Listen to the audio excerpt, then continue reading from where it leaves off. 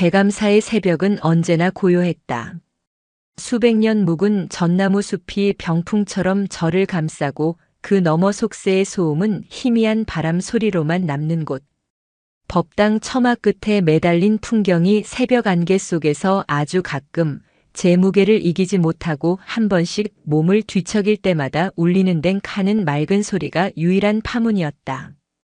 그 소리마저도 짙은 안개에 스며들어 멀리 퍼지지 못하고 절마당에 내려앉았다.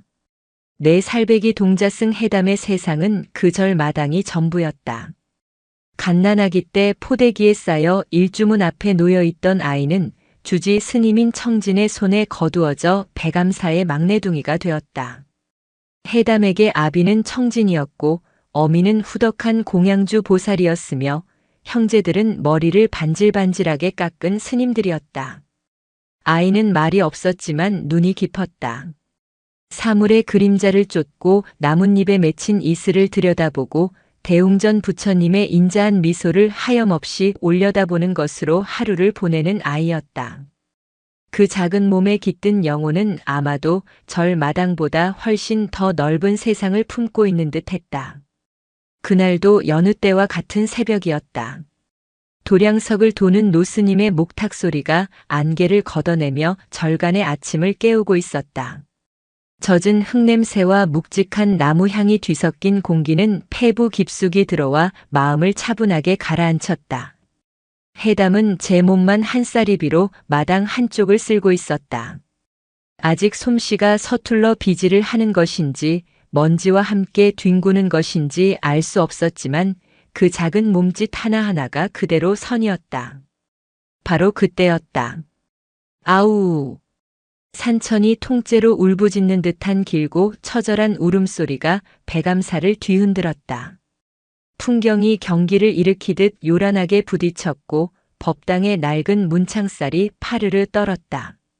마당을 쓸던 해담의 작은 손에서 쌀이비가 툭 떨어졌다. 목탁을 두드리며 경내를 돌던 노스님의 걸음이 우뚝 멈추었다. 새벽 예불을 준비하던 스님들이 모두 하던 일을 멈추고 소리가 들려온 산 쪽을 퀭한 눈으로 바라보았다. 짐승의 울음소리. 하지만 지금껏 단 한 번도 들어본 적 없는 절망과 분노와 그리고 아주 깊은 슬픔이 뒤엉킨 소리였다. 그것은 단순히 존재를 과시하는 맹수의 외침이 아니었다. 하늘을 향해 던지는 저주였고 땅을 원망하는 탄식이었다. 늑대 무리인가. 젊은 스님 하나가 사색이 되어 중얼거렸다. 백암사가 터를 잡은 이 산에는 늑대가 산다는 소문은 무성했지만 사찰 근처까지 내려온 적은 없었다. 깊은 산속에서 무리를 이루어 생활하며 사람의 발길을 피해 다니는 그림자 같은 존재였다. 그런데 그 전설이 핏물 뚝뚝 떨어지는 현실이 되어 백암사 턱 밑까지 다가온 것이다. 아우! 흡! 두 번째 울음소리는 아까보다 훨씬 더 가까웠다. 이번에는 분노보다 슬픔의 기운이 더 짙었다. 마치 상처 입은 어미가 죽은 새끼를 품에 안고 우는 듯한 창자가 끊어지는 듯한 애절함이 담겨 있었다. 그 소리에 담긴 처절한 기운에 몇몇 어린 스님들은 다리가 풀려 그 자리에 주저앉았다. 고요와 평화로 가득했던 백암사의 아침은 순식간에 공포와 혼돈의 아수라장으로 변했다. 모두 법당 안으로. 어서. 수행 정진으로 다져진 청진주지 스님의 목소리마저 다급하게 떨리고 있었다. 스님들은 허둥지둥 법당으로 몰려갔고 묵직한 법당 문이 빗장을 지르며 닫혔다. 해담 역시 다른 스님의 손에 이끌려 법당 안으로 들어왔다. 하지만 아이의 눈은 다른 스님들과 달랐다. 공포에 질려 사시나무 떨듯 떠는 대신 깊고 검은 눈동자로 굳게 닫힌 문을 뚫어지게 바라보고 있었다. 주지 스님, 어찌하면 좋겠습니까? 필시 마을 사람들이 산에 함부로 덫을 놓거나 짐승을 사냥한 벌을 받는 것이 틀림없습니다. 한 스님이 울먹이며 말했다. 공포는 이성을 마비시키고 그 빈자리를 미신과 자책이 채우기 시작했다. 법당 안은 스님들의 불안한 숨소리와 연불인지 흐느낌인지 모를 소리로 가득 찼다. 청진은 눈을 감고 가만히 합장했다. 그의 얼굴에도 수심이 가득했지만 애써 침착함을 유지하려 애썼다. 모두 동요하지 마시오. 부처님 앞에서 어찌 이리 소란스러운가. 늑대가 어떤 연유로 이리 절까지 다가왔는지는 알 수 없으나 우리가 할 일은 그저 부처님의 자비에 기대어 이 재앙이 비껴가기를 기도하는 것뿐이요. 하지만 청진의 말도 스님들의 공포를 잠재우지는 못했다. 세 번째 울음소리는 이제 절 마당 바로 앞에서 들려오는 듯했다. 킁킁킁. 짐승이 냄새를 맡으며 서성이는 소리가 들렸다. 사나운 숨소리가 닫힌 문틈으로 새어 들어오는 듯했다. 삐걱삐걱. 낡은 일주문이 금방이라도 부서져 내릴 듯 신음했다. 이제 그 누구도 입을 열지 못했다. 죽음의 그림자가 법당 문틈으로 스며들어와 스님들의 목을 조르는 듯한 숨막히는 정적이 흘렀다. 그때였다. 모두가 공포에 질려 숨죽이고 있을 때 구석에 있던 해담이 조용히 자리에서 일어났다. 아이는 다른 스님들의 눈을 피해 살금살금 문 쪽으로 다가갔다. 그리고는 낡은 문에 난 작은 틈새로 바깥을 엿보았다. 틈새 너머로 보이는 세상은 온통 회색빛이었다. 새벽 안개 속에 희미하게 드러나는 거친 털, 날카로운 송곳니, 그리고 깊은 고통에 잠겨있는 두 개의 눈. 해담의 눈에 비친 것은 공포의 대상인 맹수가 아니었다. 상처 입고 길을 잃고 슬픔에 겨워 울부짖는 거대한 생명체였다. 아이의 맑은 영혼은 늑대의 울음소리에 담긴 분노가 아닌 그 밑바닥에 깔린 슬픔의 파동을 먼저 느꼈다. 어미를 잃은 아이의 울음과 다르지 않다고 해담은 생각했다. 모두가 늑대의 소리에 집중할 때 해담은 늑대의 마음을 들었다. 스님들이 모여 앞으로 어찌할지를 두고 경론을 벌이기 시작했다. 누군가는 목숨이 닿을 때까지 법당에서 연불만 외워야 한다고 했고 다른 누군가는 날이 밝는 대로 마을로 내려가 관아에 알려야 한다고 주장했다. 그들의 논쟁이 점점 더 격해지는 동안 해담은 조용히 몸을 돌렸다. 아이는 누구의 눈에도 띄지 않게 법당 뒤편으로 빠져나와 공양간으로 향했다. 그리고는 커다란 나무 그릇에 아직 온기가 남아있는 흰쌀밥을 가득 담았다. 혹시라도 식을까 자신의 작은 옷으로 그릇을 감쌌다. 밥이 너무 뜨거워 손바닥이 빨갛게 달아올랐지만 아이는 신음 한 번 내지 않았다. 양손으로 소중하게 밥그릇을 든 해담이 다시 법당 앞으로 돌아왔을 때 스님들은 여전히 갑론을박에 빠져 아이의 존재를 눈치채지 못했다. 아이는 굳게 닫힌 법당 문으로 다가갔다. 그리고 제 키보다 높은 곳에 있는 굵은 빗장에 작은 두 손을 올렸다. 낑낑거리며 온 힘을 다해 빗장을 밀기 시작했다. 스님들의 귀에는 들리지 않는 오직 해담의 귓가에만 맴도는 늑대의 슬픈 울음소리에 답하기 위해서였다. 삐걱. 오랜 세월 배감사를 지켜온 묵직한 빗장이 내 살배기 동자승의 작은 손에 의해 아주 조금씩 소리 없이 움직이기 시작했다. 삐걱거리는 소리는 법당 안의 모든 소음을 집어삼켰다. 갑론을박을 벌이던 스님들의 고개가 일제히 소리가 나는 쪽으로 돌아갔다. 그들의 눈에 들어온 것은 제 몸집만 한 빗장을 위태롭게 밀어내고 있는 해담의 작은 뒷모습이었다. 그리고 활짝 열린 문틈으로 밀려 들어오는 싸늘한 새벽 공기와 함께 지척에서 느껴지는 거대한 짐승의 위압적인 기운이었다. 해담아! 청진주지 스님의 목소리가 찢어질 듯 터져나왔다. 그러나 아이는 듣지 못했다. 혹은 들었지만 멈출 수 없었다. 마침내 빗장이 완전히 벗겨지고 묵직한 법당 문이 스르르 열렸다. 활짝 열린 문 너머 새벽 안개가 자욱한 마당 한가운데 전설 속 늑대 한 마리가 서 있었다. 아침 햇살을 등지고 선 늑대는 그 모습이 마치 거대한 바위 같았다. 온몸의 근육이 분노로 단단하게 부풀어 있었고 금방이라도 모든 것을 찢어발길 듯 낮은 신음소리를 토해내고 있었다. 스님들은 그 자리에서 얼어붙었다. 몇몇은 눈을 질끈 감았고 누군가는 차마 보지 못할 광경을 예상하며 고개를 돌렸다. 이제 모든 것이 끝이라고 생각했다. 저 작은 아이가 거대한 분노에 찢겨나가는 끔찍한 순간을 목도해야 한다는 절망감이 법당 안을 무겁게 짓눌렀다. 그러나 해담은 멈추지 않았다. 아이는 소중하게 품에 안았던 밥그릇을 들고 아장아장 마당을 가로질러 늑대에게로 걸어갔다. 한 걸음 한 걸음 아이의 작은 발이 내딛는 소리가 죽음처럼 고요한 마당에 선명하게 울렸다. 늑대의 날카로운 눈동자가 해담에게 고정되었다. 으르렁거리는 소리가 더욱 거칠어졌다. 당장이라도 달려들어 목덜미를 물어뜯을 기세였다. 법당 안에서 그 모습을 지켜보던 스님들은 숨조차 쉴 수 없었다. 청진은 당장이라도 뛰쳐나가 아이를 구하고 싶었지만 발이 땅에 붙어버린 듯 꼼짝할 수 없었다. 지금 그가 할 수 있는 일은 아무것도 없었다. 마침내 아이가 늑대의 바로 앞에서 걸음을 멈췄다. 거대한 늑대의 턱 아래 서자 아이는 마치 작은 버섯처럼 보였다. 늑대가 입만 벌려도 아이의 머리통쯤은 우습게 삼켜버릴 수 있을 터였다. 모두가 숨을 죽인 그 순간 아이가 입을 열었다. 배고파요? 너무나도 맑고 순수한 목소리였다. 공포도 경계심도 전혀 느껴지지 않는 그저 눈앞의 존재에 대한 순수한 물음이었다.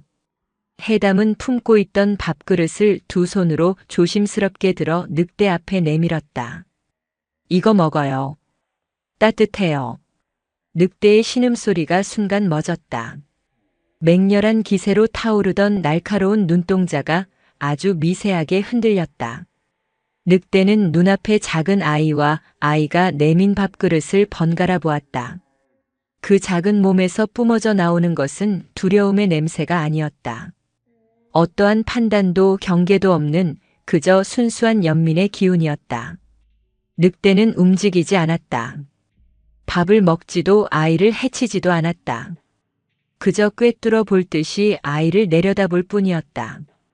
팽팽한 긴장감이 흘렀다. 시간이 얼마나 지났을까? 해담은 팔이 아픈지 밥그릇을 내려놓았다. 그리고는 그 자리에 풀썩 주저앉았다. 왜 울어요? 슬퍼요? 아이는 다시 물었다. 그리고는 혼잣말처럼 노래를 부르기 시작했다. 어미에게서 배운 것인지 아니면 제 마음속에서 흘러나오는 소리인지 알 수 없는 아주 단순하고 느린 가락이었다. 특별한 가사도 없었다. 하는 콧노래에 가까웠다. 그때 놀라운 일이 벌어졌다. 산처럼 버티고 서서 온몸으로 분노를 뿜어내던 늑대의 몸에서 서서히 힘이 빠져나가기 시작했다. 빳빳하게 섰던 털이 가라앉고 날카롭게 치켜떴던 눈매가 부드러워졌다. 이윽고 육중한 몸이 스르르 땅으로 내려앉았다. 앞발을 모으고 그 위에 턱을 괜 자세로 늑대는 아이의 노래를 듣기 시작했다. 맹렬한 살기는 간데없고 마치 아주 오랫동안 기다려온 소리를 듣는 듯한 평온한 표정이었다. 법당 안에서 그 광경을 지켜보던 스님들은 자신의 눈을 의심했다. 저것은 사나운 맹수가 아니었다. 상처 입은 영혼이 작은 아이의 순수함 앞에서 무장해제되는 경이로운 순간이었다. 그들은 늑대의 울음소리 속에서 오직 죽음의 공포만을 보았지만 내 살배기 해담은 그 너머에 있는 깊은 고통과 소통하고 있었다. 아이는 경전 한 줄 읽지 못했지만 그 존재 자체가 가장 완벽한 설법이었다. 날이 밝고 해가 중천에 뜰 때까지 해담은 노래를 불렀고 늑대는 미동도 없이 그 노래를 들었다. 아이의 노래가 그치자 늑대는 아주 천천히 몸을 일으켰다. 그리고는 아이의 얼굴을 한참 동안 물끄러미 바라보다가 소리 없이 몸을 돌려 숲속으로 사라졌다. 마치 처음부터 아무 일도 없었다는 듯이. 늑대가 사라지자 그제야 정신을 차린 스님들이 법당에서 쏟아져 나왔다. 청진은 곧장 달려가 해담을 품에 안았다. 해담아, 무섭지 않았느냐? 어찌 그런 무모한 짓을. 청진의 목소리는 다급함과 안도감, 그리고 알 수 없는 경외심으로 뒤섞여 떨리고 있었다. 해담은 청진의 품에 안겨 멀리 늑대가 사라진 숲 쪽을 바라보며 나지막이 말했다. 스님, 저 늑대 아파요. 마음이 많이 아파요. 그날 이후 백암사에는 기묘한 평화가 찾아왔다. 늑대는 더 이상 울부짖지 않았다. 하지만 절을 떠나지도 않았다. 매일 어스름이 질 무렵이면 숲에서 내려와 백암사가 잘 보이는 언덕 위에 조용히 앉아 절을 내려다보았다. 마치 충직한 수호신처럼. 스님들은 처음에는 두려워했지만 늑대가 해를 끼치지 않는다는 것을 알고는 점차 그 존재에 익숙해졌다. 그들은 늑대를 회색 그림자라 부르며 경외심을 표했다. 해담은 매일 같은 시간에 회색 그림자를 찾아갔다. 아이는 이제 밥을 가져가지 않았다.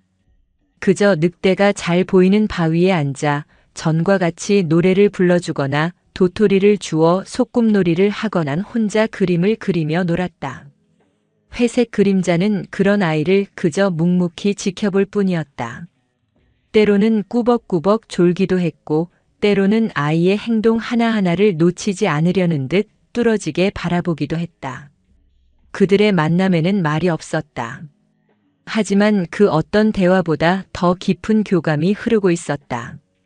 회색 그림자는 굶주렸던 것이 아니었다. 오랜 세월 산을 지키며 쌓인 깊은 고독과 내면에 쌓인 상처를 치유해줄 존재를 갈망하고 있었던 것이다. 해담의 순수한 영혼이 바로 그 치유제였다. 하지만 진정한 시련은 아직 시작되지 않았다. 그들의 기묘한 평화 아래 거대한 운명의 그림자가 조용히 드리워지고 있었다.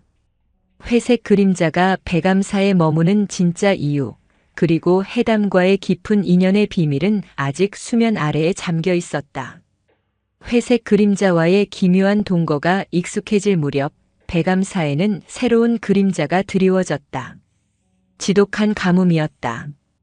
봄이 지나고 여름이 왔지만 하늘은 단 한 방울의 비도 허락하지 않았다.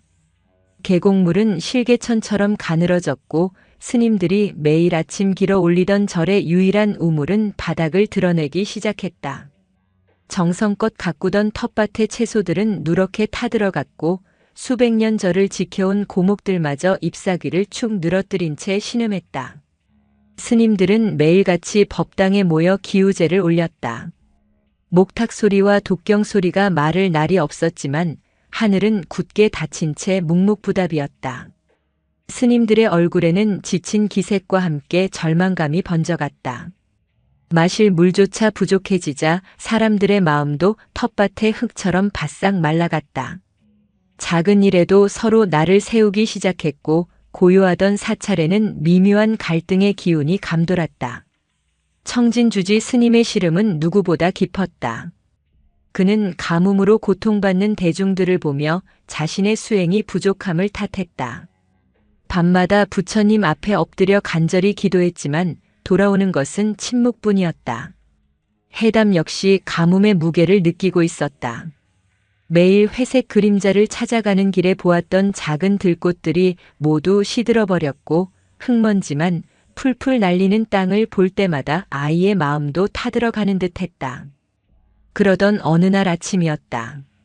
여느 때처럼 회색 그림자를 찾아간 해담은 자신이 늘 앉던 바위 위에 무언가 놓여있는 것을 발견했다.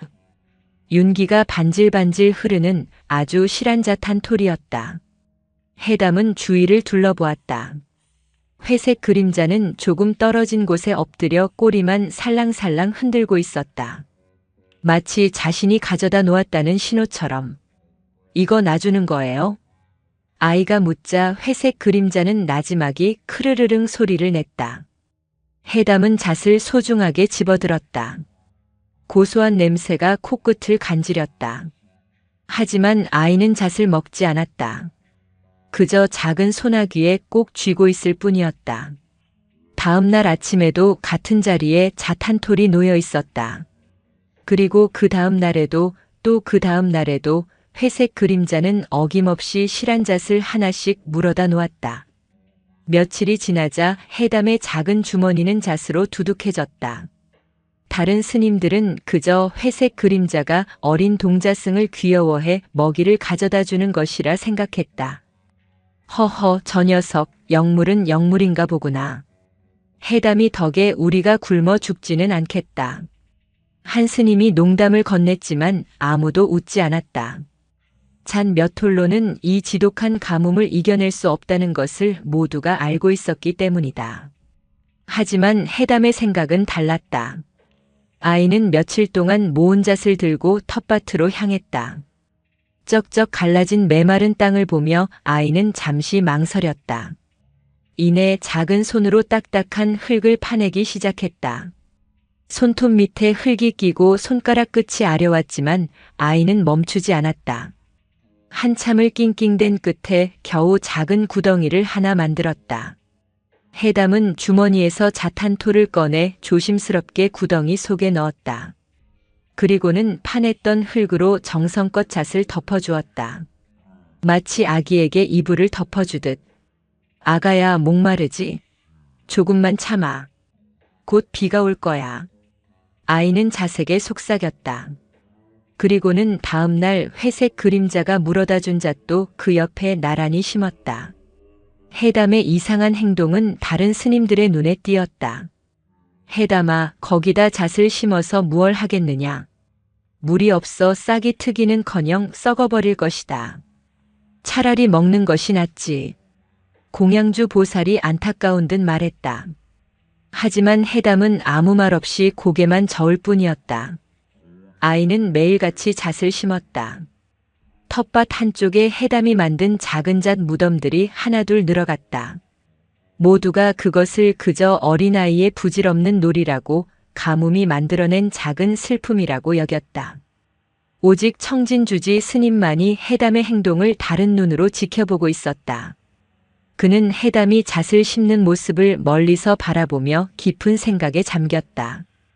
회색 그림자는 왜 해담에게 마실 물이 있는 곳을 알려주지 않고 매일 잣 한 톨만을 가져다 주는 것일까? 그리고 해담은 왜 그 귀한 것을 먹지 않고 메마른 땅에 심는 것일까? 청진의 머릿속에서 거대한 화두가 피어올랐다. 이것은 단순한 짐승의 습성이나 아이의 놀이가 아니었다. 보이지 않는 거대한 법칙, 생명의 순환과 인과의 도리가 그 안에 숨겨져 있는 듯 했다.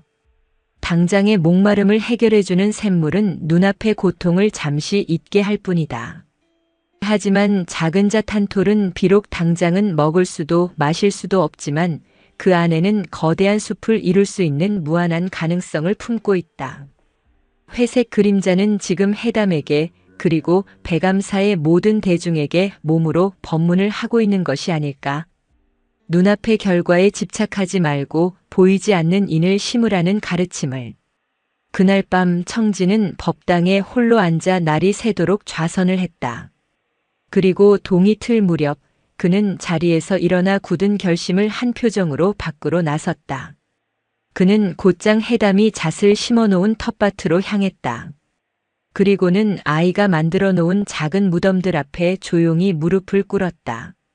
청진은 자신의 유일한 재산인 낡은 목탁과 조상 대대로 이어져 내려온 작은 옥 장식 하나를 품에서 꺼내 잣 무덤 앞에 공손히 내려놓았다. 그리고는 가장 귀한 것을 바치듯 삼배를 올렸다. 그 모습을 지켜보던 다른 스님들은 어리둥절했다. 주지 스님이 고작 동자승이 심어놓은 잣 몇 톨에 절을 하는 광경을 도저히 이해할 수 없었다. 주지 스님, 지금 무얼 하시는 겁니까? 한 스님이 묻자 청진이 마침내 입을 열었다. 그의 목소리는 그 어느 때보다 맑고 힘이 있었다. 우리는 하늘을 보며 비를 내려달라고 소리치기만 했소. 하지만 저 작은 아이는 땅을 보며 씨앗을 심고 있었소. 우리는 당장의 결과를 원했지만 저 아이는 묵묵히 인연을 짓고 있었던 게야. 이 가뭄은 하늘이 내린 벌이 아니라 모든 것을 당연하게 여기고 인을 심는 것을 게을리한 우리에게 내리는 경책이었던 것이오. 진짜 샘물은 저 땅속 깊은 곳이 아니라 바로 저 얕은 톨 속에 있었던 것을.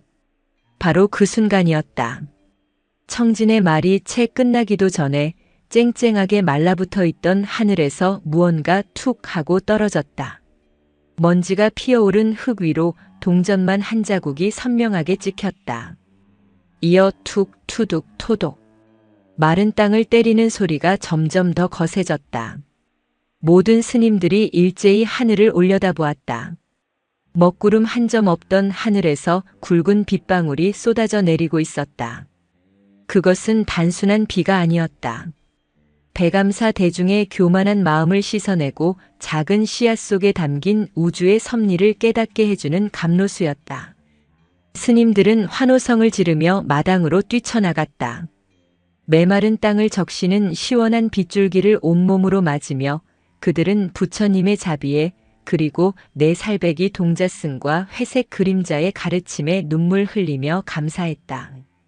해담은 쏟아지는 비를 맞으며 자신이 심었던 잣 무덤들을 가만히 내려다보았다. 빗물에 씻긴 흙 사이로 아주 작은 연두빛 싹 하나가 수줍게 고개를 내밀고 있었다. 아이의 얼굴에 해맑은 미소가 번졌다. 스님들은 환호성을 지르며 마당으로 뛰쳐나갔다. 메마른 땅을 적시는 시원한 빗줄기를 온몸으로 맞으며 그들은 부처님의 자비에 그리고 내 살배기 동자승과 회색 그림자의 가르침에 눈물 흘리며 감사했다. 해담은 쏟아지는 비를 맞으며 자신이 심었던 잣 무덤들을 가만히 내려다보았다. 빗물에 씻긴 흙 사이로 아주 작은 연두빛 싹 하나가 수줍게 고개를 내밀고 있었다. 아이의 얼굴에 해맑은 미소가 번졌다. 감로수와 같았던 비가 내린 후 배감사와 그 아래 마을은 잠시 평화를 되찾았다. 메말랐던 대지에 생기가 돌았고 해담이 심었던 잣나무 싹들은 경쟁이라도 하듯 쑥쑥 자라났다. 사람들은 해담을 부처님의 아들이라 칭송했고 언덕 위에서 묵묵히 절을 지키는 회색 그림자를 경외의 눈으로 바라보았다. 해담과 회색 그림자의 교감은 이제 배감사를 지키는 신성한 약속처럼 여겨졌다.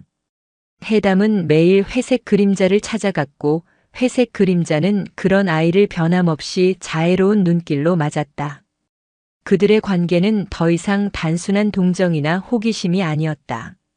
서로의 존재 없이는 하루가 온전하지 않은 깊고 끈끈한 정으로 변해가고 있었다. 하지만 고통은 다른 얼굴을 하고 다시 찾아오는 법. 그해 늦여름 찌는 듯한 무더위와 함께 끔찍한 역병이 마을을 덮쳤다. 시작은 미미했다. 시름시름 앓던 노인이 하루아침에 싸늘한 주검으로 발견되더니 이내 걷잡을 수 없는 불길처럼 번져나갔다. 온몸에 끓는 듯한 열이 오르고 살을 애는 듯한 기침을 하다가 결국 검은 피를 토하며 죽어가는 끔찍한 병이었다. 의원들은 속수무책이었고 사람들은 역병 귀신이 마을을 덮쳤다며 두려움에 떨었다. 집집마다 문을 걸어 잠갔고 한낮에도 거리는 죽은 듯 고요했다. 즐거웠던 웃음소리는 사라지고 곡소리와 시신 썩는 악취만이 마을을 감돌았다. 배감사라고 무사할 수는 없었다. 마을에 탁발을 다녀온 젊은 스님 하나가 가장 먼저 쓰러졌다. 사흘 밤낮을 앓던 그는 결국 새벽녘에 조용히 숨을 거두었다. 청진주지 스님은 즉시 사찰의 문을 걸어 잠그고 외부와의 출입을 엄격히 통제했다. 스님들은 법당에 모여 밤낮으로 역병 퇴치를 위한 기도를 올렸지만 보이지 않는 죽음의 그림자는 이미 배감사 깊숙이 스며든 후였다. 콜록콜록. 어느 날 새벽 해담의 작은 방에서 가슴을 찢는 듯한 기침 소리가 새어나왔다. 깜짝 놀라 달려간 청진의 눈에 들어온 것은 이불을 뒤집어 쓴 채 덜덜 떨고 있는 해담의 작은 몸이었다. 아이의 이마는 불덩이처럼 뜨거웠고 숨소리는 거친 풀무질 소리 같았다. 역병의 마수가 가장 어리고 약한 해담에게 뻗친 것이었다. 해담아, 정신 차리거라 해담아. 청진의 애타는 부름에도 해담은 눈을 뜨지 못했다. 아이는 열에 들떠 알 수 없는 헛소리를 중얼거리며 고통스럽게 몸을 뒤틀었다. 사찰의 모든 스님들이 해담의 병실 앞에 모여들었다. 저마다 좋다는 약초를 다려와 아이의 입에 넣어주려 애썼지만 해담은 이미 무언가를 삼킬 기력조차 없었다. 시간은 속절없이 흘러갔고 아이의 상태는 점점 더 악화되었다. 핏기 가신 하얀 얼굴, 바싹 마른 입술, 꺼져가는 숨소리. 죽음의 그림자가 아이의 작은 몸 위를 배회하고 있었다. 그날 밤도 해담은 여전히 사경을 헤매고 있었다. 바로 그때였다. 아우! 잊고 있던 회색 그림자의 울음소리가 또다시 백암사를 뒤흔들었다. 하지만 이번 울음소리는 예전의 그것과는 달랐다. 분노나 슬픔이 아닌 다급함과 애끓는 불안함이 가득 담겨 있었다. 마치 제 새끼를 잃어버린 어미의 절규와도 같았다. 회색 그림자는 해담의 고통을 본능적으로 감지한 것이다. 쿵, 쿵, 쿵. 육중한 발소리가 절 마당을 가로질렀다. 회색 그림자는 망설임 없이 해담이 누워있는 요사체 방문 앞으로 다가왔다. 그리고는 닫힌 문에 머리를 비비며 애처롭게 울기 시작했다. 안에서 들려오는 아이의 작은 신음소리에 반응하듯 거대한 몸을 어쩌지 못하고 안절부절 못했다. 늑대가.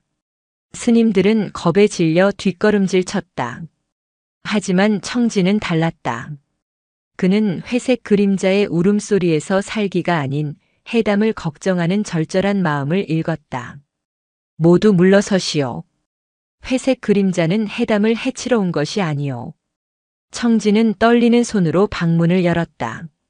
문이 열리자 회색 그림자는 곧장 방 안으로 머리를 들이밀었다. 그리고는 꼼짝없이 누워있는 해담의 얼굴에 자신의 거친 코를 가져다 대고 킁킁 냄새를 맡았다. 아이에게서 풍겨오는 죽음의 냄새에 회색 그림자의 날카로운 눈동자가 절망으로 흔들렸다. 크르르릉. 회색 그림자는 아이의 얼굴을 핥아주지도 몸을 건드리지도 못했다. 그저 불덩이 같은 아이의 몸 앞에서 어찌할 바를 모르고 낮은 신음소리만 흘릴 뿐이었다. 아이의 고통을 고스란히 느끼면서도 아무것도 해줄 수 없다는 무력감에 거대한 몸이 파르르 떨렸다. 그렇게 한참을 아이 곁을 맴돌던 회색 그림자는 무언가 결심한 듯 갑자기 방에서 머리를 뺐다. 그리고는 뒤도 돌아보지 않고 미친 듯이 산속으로 달려갔다. 그 모습이 어찌나 다급하고 처절했던지 마치 불화살처럼 보일 지경이었다. 회색 그림자가 향한 곳은 백암사에서도 가장 깊고 험한 곳에 있는 칼날 능선이었다. 사람이 오르기에는 너무나 가팔라 이름 붙여진 그 절벽 어딘가에 만병을 다스리는 영험한 약초가 자란다는 전설이 있었다. 하늘맞이초라 불리는 그 약초는 오직 깎아지른 절벽, 인간의 발길이 닿지 않는 곳에서만 자란다고 했다. 청진 역시 그 약초에 대해 들어본 적은 있었지만 그저 헛된 전설이라 여겼을 뿐이었다. 하지만 회색 그림자는 알고 있었다. 그 전설이 사실이라는 것을. 그리고 그 약초만이 지금 해담을 살릴 유일한 희망이라는 것을. 하늘은 무심하게도 억수 같은 비를 퍼붓기 시작했다. 번개가 어둠을 갈랐고 천둥이 산을 쪼갤 듯 울부짖었다. 칠흑 같은 어둠과 폭우 속에서 회색 그림자는 칼날 능선을 오르기 시작했다. 미끄러운 바위, 날카로운 돌부리, 세찬 비바람이 거대한 몸을 가차없이 후려쳤다. 한 발 한 발 내디딜 때마다 발톱이 부러져 나가고 날카로운 바위의 옆구리가 깊게 찢겨 피가 쏟아져 내렸다. 빗물에 섞인 핏물이 계곡을 붉게 물들였다. 고통이 온몸을 꿰뚫었지만 회색 그림자는 멈추지 않았다. 오직 해담의 얼굴만이 눈앞에 어른거렸다. 자신의 고독을 알아봐주고 상처를 어루만져 주었던 작고 따뜻한 존재. 그 아이를 잃을 수 있다는 공포가 채찍이 되어 회색 그림자를 절벽 위로 더 위로 이끌었다. 해담에 대한 회색 그림자의 애정은 이미 단순한 교감을 넘어선 목숨과도 바꿀 수 있는 깊은 집착이 되어 있었다. 그 집착이 지금 회색 그림자에게 초인적인 힘을 주고 있었지만 동시에 파멸의 씨앗이 되고 있음을 그는 알지 못했다. 얼마나 올랐을까? 마침내 절벽 중턱 아슬아슬하게 튀어나온 바위 틈에서 푸른 빛을 발하는 작은 풀 한 포기를 발견했다. 하늘맞이초였다. 회색 그림자는 마지막 남은 힘을 다해 몸을 날렸다.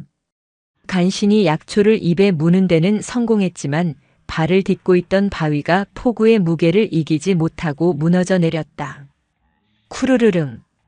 회색 그림자의 거대한 몸이 천길 낭떠러지 아래로 곤두박질 쳤다. 날이 밝아올 무렵 빗줄기가 조금씩 잦아들었다. 해담의 병실을 지키던 스님들은 이제 거의 모든 것을 포기한 상태였다. 아이의 숨은 금방이라도 끊어질 듯 미약했다. 청진은 눈을 감고 조용히 연부를 외우며 아이의 마지막 길을 준비하고 있었다.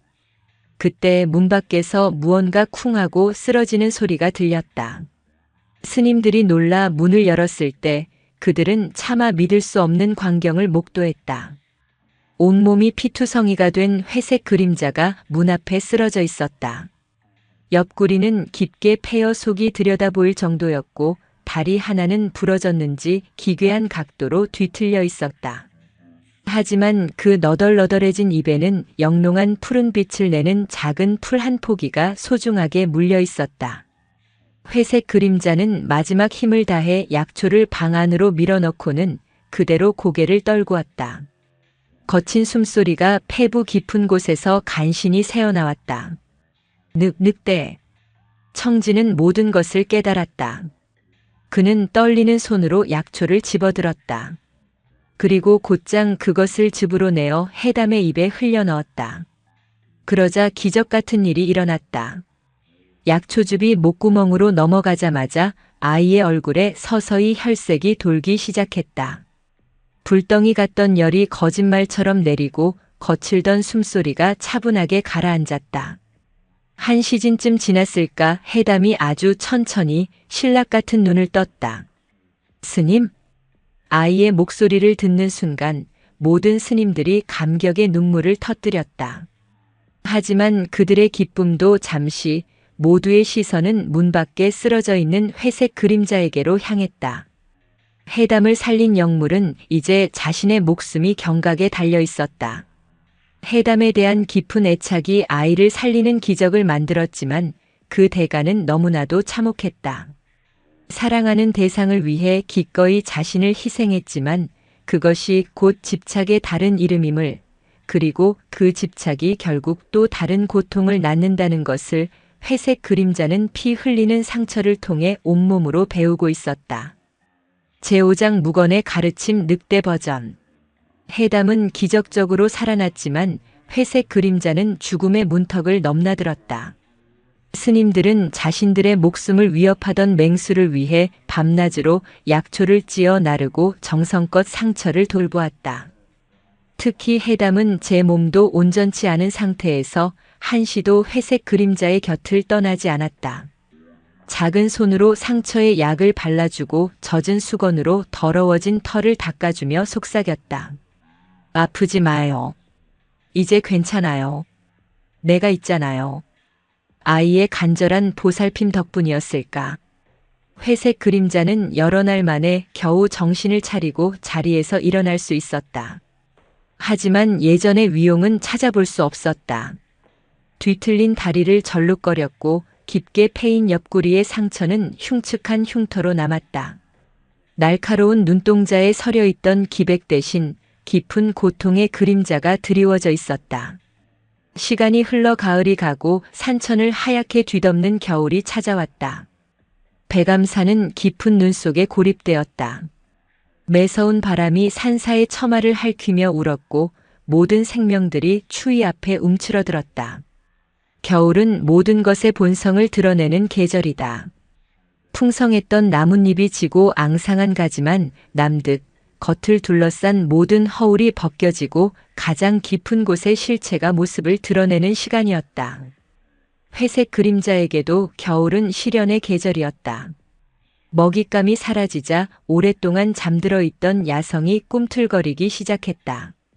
상처는 아물었지만 굶주림은 날카로운 발톱처럼 내면을 핥히었다.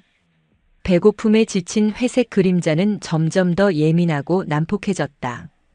예전처럼 언덕 위에서 조용히 절을 내려다보는 대신 초조하게 절 주위를 어슬렁거렸고 밤이 되면 이유 없이 낮은 소리로 으르렁거렸다. 스님들은 다시 공포에 떨기 시작했다. 상처 입은 영웅은 이제 다시 통제할 수 없는 맹수로 돌아가고 있었다. 해담은 그런 회색 그림자의 변화가 안타까웠다. 아이는 매일같이 회색 그림자를 찾아가 위로의 말을 건넸다. 배고파요? 조금만 참아요. 봄이 오면 다 괜찮아질 거예요. 하지만 아이의 따뜻한 말도 더 이상 회색 그림자의 굶주린 본능을 잠재우지는 못했다. 오히려 아이의 목소리는 회색 그림자에게 더 큰 혼란을 주는 듯 했다. 해담의 다정한 목소리를 들을 때면 잠시 평온을 찾는 듯 하다가도 이내 배고픔의 고통이 덮쳐오면 더욱 거칠게 날뛰었다. 해담과의 유대감과 야생의 본능 사이에서 회색 그림자는 길을 잃고 괴로워했다. 사건은 눈이 펑펑 쏟아지던 어느 날 오후에 터졌다. 먹이를 찾아 절 근처까지 내려온 커다란 멧돼지 한 마리를 회색 그림자가 발견한 것이다. 굶주림에 이성을 잃은 회색 그림자는 눈이 뒤집힌 채 멧돼지에게 달려들었다. 눈밭 위에서 벌어진 싸움은 처절했다. 멧돼지의 날카로운 어금니에 어깨가 찢기고 회색 그림자의 발톱에 멧돼지의 옆구리가 갈갈이 뜯겨나갔다. 선홍빛 피가 하얀 눈 위에 점점이 흩뿌려졌다. 해담은 그 끔찍한 광경을 모두 지켜보고 있었다. 아이는 비명을 지르며 회색 그림자에게 달려가 외쳤다. 하지 마요. 그만해요. 아프잖아요. 하지만 회색 그림자의 귀에는 아무 소리도 들리지 않았다. 마침내 멧돼지의 숨통을 끊어놓은 회색 그림자는 피 묻은 주둥이를 해담에게로 돌렸다. 그 순간 해담은 얼어붙었다. 회색 그림자의 날카로운 눈동자는 더 이상 자신이 알던 그 다정한 눈이 아니었다. 낯설고 번뜩이는 살기와 굶주림의 광기만이 가득했다. 자신을 향해 으르렁거리는 회색 그림자의 모습에 해담은 생전 처음으로 공포를 느꼈다. 아이는 비명을 지르며 뒷걸음질 치다가 눈밭에 그대로 주저앉아 엉엉 울기 시작했다. 해담의 울음소리에 회색 그림자는 그제야 제정신이 든 듯했다. 피 묻은 주둥이, 눈앞에서 울고 있는 작은 아이. 회색 그림자는 자신이 무슨 짓을 했는지 깨닫고는 당황한 듯 뒷걸음질 쳤다. 그리고는 다친 어깨를 이끌고 비틀거리며 숲속으로 도망치듯 사라져버렸다. 그날 이후 해담은 회색 그림자를 두려워하게 되었다. 아이는 더 이상 회색 그림자를 찾아가지 않았고 회색 그림자가 절 근처에 나타나면 요사체에 숨어 나오지 않았다. 회색 그림자는 멀리서 그런 아이를 애처롭게 바라볼 뿐 차마 가까이 다가가지 못했다. 그들의 소통은 완전히 끊어져 버렸다. 해담의 말은 더 이상 위로가 되지 못했고 회색 그림자의 존재는 아이에게 공포가 되었다. 이 모든 과정을 묵묵히 지켜보던 청진주지 스님은 깊은 고뇌에 빠졌다. 그는 문제의 본질이 회색 그림자의 야성이나 아이의 두려움에 있지 않다는 것을 꿰뚫어 보았다. 문제는 소리에 있었다. 해담의 다정한 말, 위로의 언어들이 오히려 회색 그림자의 내면을 더욱 흔들고 있었다. 말은 때로 위로가 되지만 때로는 상대를 더욱 복잡한 번뇌 속에 가두는 족쇄가 되기도 한다. 회색 그림자에게 지금 필요한 것은 외부의 소리가 아니라 자신의 내면에서 들려오는 소리에 귀 기울이는 시간이었다. 그리고 해담에게 필요한 것은 말을 통해 상대를 바꾸려는 교만을 내려놓고 그저 침묵 속에서 존재 자체를 바라보는 법을 배우는 것이었다.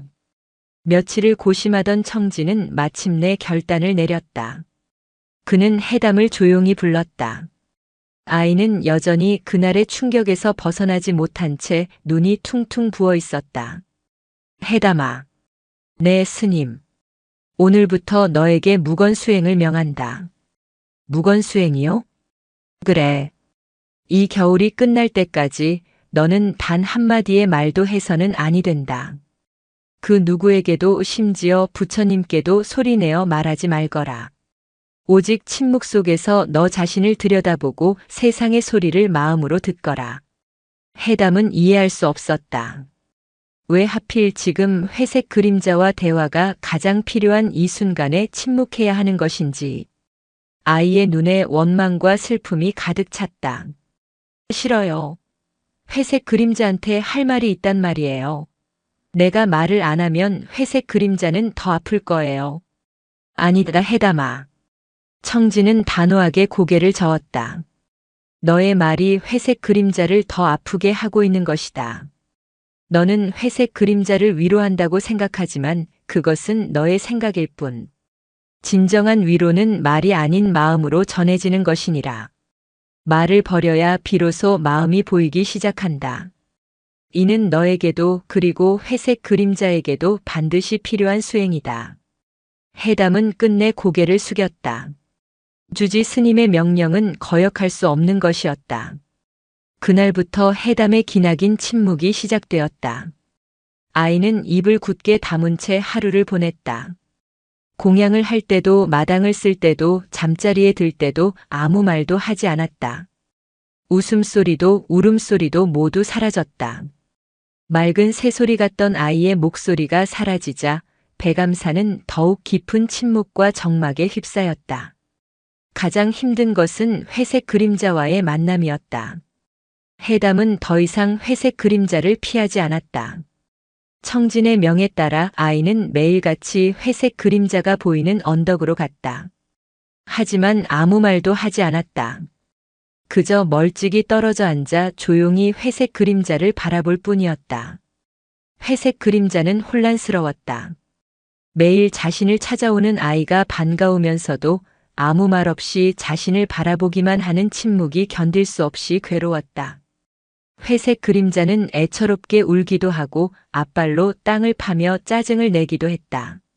어서 말을 해달라고 예전처럼 다정한 목소리를 들려달라고 온몸으로 외쳤다. 하지만 아이는 그저 묵묵히 앉아있을 뿐이었다. 시간이 흐르면서 회색 그림자에게도 변화가 찾아왔다. 아이의 침묵에 소리치던 것을 멈추고 아이처럼 조용히 앉아있는 시간이 늘어났다.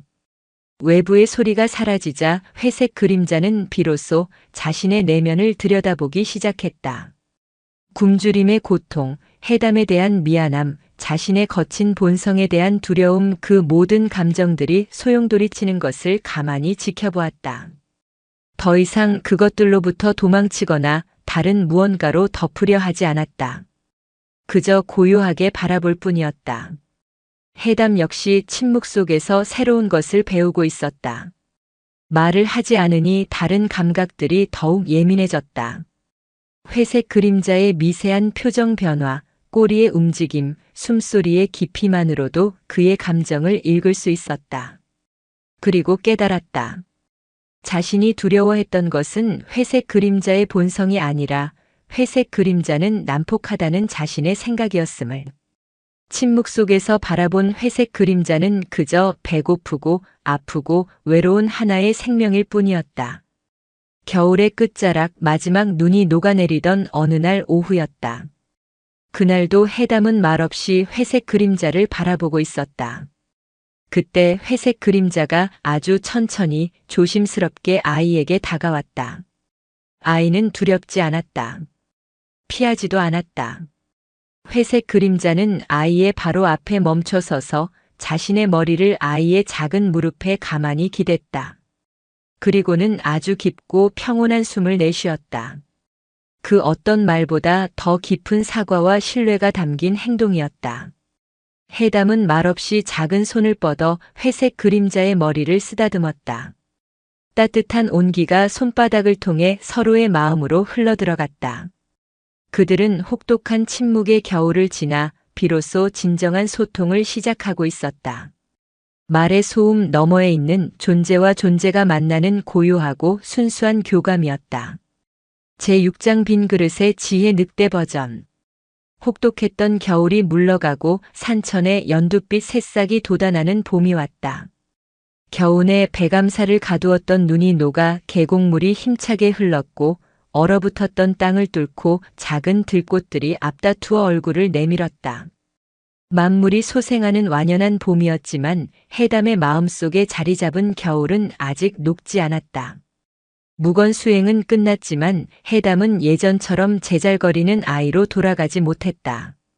말수가 부쩍 줄었고 표정은 늘 어딘가 그늘져 있었다. 지난 겨울 피에 굶주려 멧돼지를 물어뜯던 회색 그림자의 모습은 아이의 뇌리에 깊은 상처로 남았다. 머리로는 회색 그림자를 이해했지만 가슴 깊은 곳에서는 여전히 두려움의 뿌리가 뽑히지 않은 것이다. 회색 그림자 역시 그 사실을 알고 있었다. 아이는 더 이상 자신을 피하지는 않았지만 예전처럼 스스럼 없이 다가와 안기거나 말을 걸지 않았다. 둘 사이에는 보이지 않는 얇은 유리벽 같은 것이 생겨버렸다.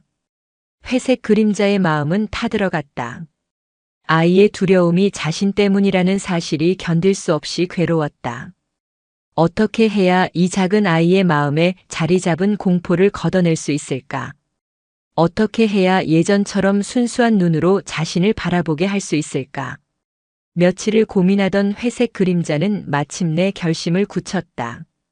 평범한 방법으로는 아이의 마음을 되돌릴 수 없다는 것을 깨달았다. 아이에게 필요한 것은 선물이 아니라 두려움의 실체를 직접 마주하고 그것이 얼마나 허망한 것인지를 깨닫는 경험이었다. 따스한 햇살이 내리쬐던 어느 날 오후였다. 해담은 언덕 위 바위에 앉아 멀리 보이는 산 능선을 하염없이 바라보고 있었다. 회색 그림자는 조용히 아이의 등 뒤로 다가갔다. 인기척을 느낀 해담이 화들짝 놀라 몸을 돌렸을 때 거대한 그림자가 아이의 작은 몸을 덮쳤다. 으앗! 해담은 비명을 지를 틈도 없었다. 회색 그림자가 아이의 목덜미 옷을 어미가 새끼를 물듯 부드러우면서도 단호하게 입에 물어번쩍 들어올린 것이다. 공중에 대롱대롱 매달리게 된 해담은 겁에 질려 버둥거렸다. 회색 그림자, 왜 이래요? 내려줘요. 하지만 회색 그림자는 대답 없이 숲속 깊은 곳으로 향했다. 아이의 머릿속은 온통 혼란과 공포로 가득 찼다. 지난 겨울의 끔찍한 기억이 되살아났다. 나를 잡아먹으려는 걸까? 화가 난 걸까? 온갖 끔찍한 상상이 꼬리에 꼬리를 물었다. 그 소식을 전해 들은 배감사는 발칵 뒤집혔다. 회색 그림자가 해담이를 물고 갔답니다. 젊은 스님 하나가 새파랗게 질린 얼굴로 법당에 뛰어들어오며 외쳤다. 스님들은 당장 몽둥이라도 들고 해담을 찾아 나서야 한다며 아우성이었다. 그들의 눈에 회색 그림자는 다시금 은혜를 원수로 갚는 사나운 짐승일 뿐이었다. 오직 청진주지 스님만이 동요하지 않고 조용히 눈을 감고 있었다. 모두 진정하시오. 주지 스님, 지금 진정하게 생겼습니까? 해담이가 위험합니다. 아니요. 청진은 천천히 눈을 뜨며 말했다. 그의 눈은 깊고 고요했다. 위험한 것은 해담이가 아니라 우리들의 어리석은 마음이요. 회색 그림자는 해담이를 해치려는 것이 아니요. 그저 아이에게 무언가 보여주고 싶은 것이 있겠지. 우리가 할 일은 그들을 믿고 기다리는 것뿐이요. 청진의 단호한 말에 스님들은 더 이상 아무 말도 하지 못하고 불안한 얼굴로 발만 동동 구를 뿐이었다. 한편 회색 그림자에게 물려 숲속으로 들어간 해담은 어느새 우는 것을 포기하고 체념한 채 매달려갔다. 한참을 걸었을까 회색 그림자는 빽빽한 덤불숲을 지나 거대한 바위 절벽 아래에 멈춰 섰다. 절벽 아래에는 어른 서너 명은 좋게 들어갈 만한 어두컴컴한 동굴이 입을 벌리고 있었다. 회색 그림자의 굴이었다. 해담의 심장이 다시 미친 듯이 뛰기 시작했다. 맹수의 소굴. 피비린내와 짐승의 뼈가 나뒹구는 끔찍한 장소일 거라는 상상이 아이를 짓눌렀다. 회색 그림자는 해담을 동굴 안쪽 바닥에 조심스럽게 내려놓았다. 그리고는 아무 말 없이 동굴 입구를 제 몸으로 막아섰다. 꼼짝없이 동굴에 갇힌 해담은 두려움에 몸을 웅크린 채 주변을 둘러보았다. 그런데 이상했다. 동굴 안은 아이의 상상과는 전혀 다른 공간이었다. 눅눅하거나 피비린내가 나기는커녕 마른 흙냄새와 햇볕 냄새가 섞인 쾌적한 냄새가 났다. 짐승의 뼈 같은 것은 찾아볼 수 없었고 바닥은 나뭇잎 하나 없이 깨끗하게 정돈되어 있었다. 한쪽 벽에는 햇빛이 들어오는 작은 틈이 있어 동굴 안이 마냥 어둡지만은 않았다. 그곳은 그저 비어있는 공간이었다. 아무것도 없는 텅 빈 공간. 해담은 어리둥절한 표정으로 입구를 막고 선 회색 그림자를 바라보았다. 회색 그림자는 아무것도 하지 않았다. 그저 조용히 엎드려 아이를 바라볼 뿐이었다. 얼마나 시간이 흘렀을까? 처음에 공포가 가라앉자 해담은 동굴 안의 고요함과 평온함을 느끼기 시작했다. 아무것도 없었기에 오히려 마음이 편안해졌다. 채워야 할 것도 경계해야 할 것도 없는 텅 빈 공간 속에서 아이는 비로소 완전한 자유를 느꼈다. 그 순간 해담은 깨달았다. 두려움은 동굴 안에 있었던 것이 아니었다. 그것은 동굴을 보기도 전에 끔찍한 곳일 거야라고 생각했던 자신의 마음속에 있었다. 피비린내와 짐승의 뼈는 현실이 아닌 자신의 상상이 만들어낸 허상이었다. 회색 그림자의 흉포함 역시 마찬가지였다. 그것은 회색 그림자의 본질이 아니라 배고픔이라는 조건 속에서 잠시 드러났던 하나의 현상일 뿐이었다. 모든 것이 텅 비어 있다는 것. 비어 있기에 무엇이든 담을 수 있고 어떠한 모습으로도 변할 수 있다는 것. 불교에서 말하는 공사상의 핵심을 아이는 텅 빈 동굴 속에서 온몸으로 체득하고 있었다.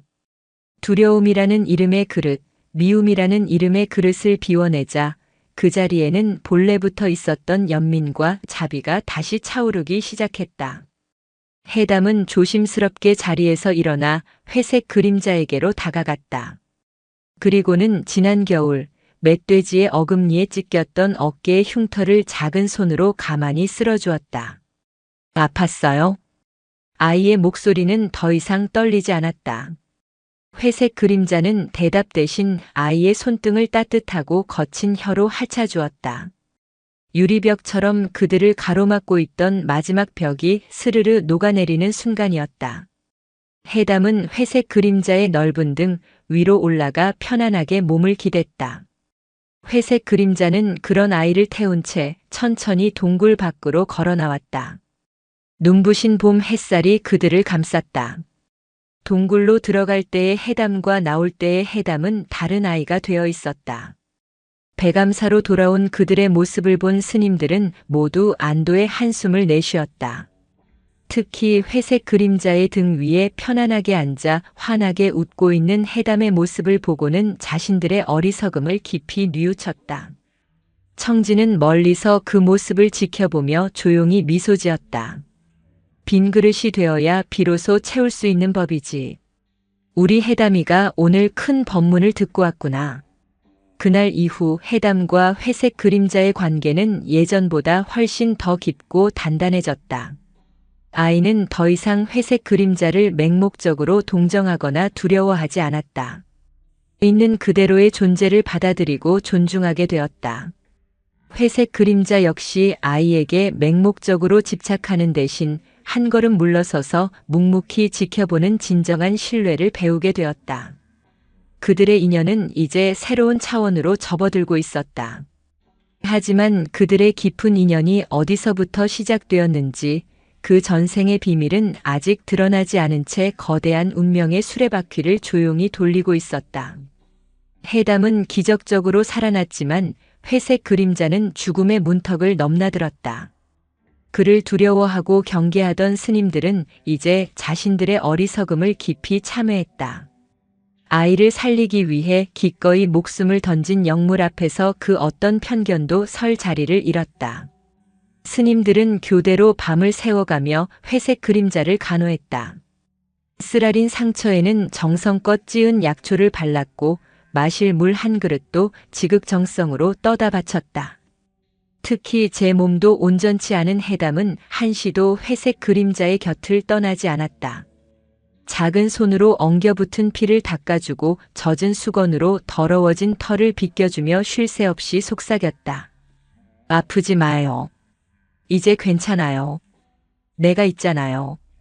내가 지켜줄게요. 아이의 간절한 보살핌과 스님들의 정성 덕분이었을까.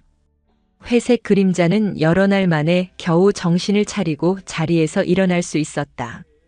하지만 예전의 위용은 찾아볼 수 없었다.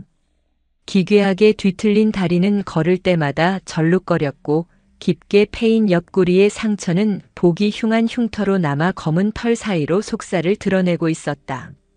무엇보다 깊은 상처를 입은 것은 그의 눈빛이었다. 한때 서리빨처럼 날카롭고 위험 있던 눈동자에는 이제 깊은 고통과 지울 수 없는 슬픔의 그림자가 짙게 드리워져 있었다. 시간은 속절없이 흘러 뜨거웠던 여름이 가고 온 산을 붉게 물들이는 가을이 왔다. 그리고 이내 산천을 하얗게 뒤덮는 기나긴 겨울이 찾아왔다. 백암산은 깊은 눈 속에 고립된 섬이 되었다. 매서운 칼바람이 산사의 처마를 핥히며 밤새도록 울었고 모든 생명들이 혹독한 추위 앞에 바짝 움츠러들었다. 겨울은 모든 것의 본성을 드러내는 계절이다. 풍성했던 나뭇잎이 지고 앙상한 가지만 남듯 겉을 둘러싼 모든 허울이 벗겨지고 가장 깊은 곳의 실체가 그 모습을 드러내는 시간이었다. 회색 그림자에게도 겨울은 견디기 힘든 시련의 계절이었다. 산속의 먹잇감들이 모두 자취를 감추자 오랫동안 잠들어 있던 야성이 꿈틀거리기 시작했다. 해담을 살리고자 했던 희생정신과 아이와의 교감으로 잠재웠던 굶주림의 본능이 날카로운 발톱처럼 내면을 핥히었다.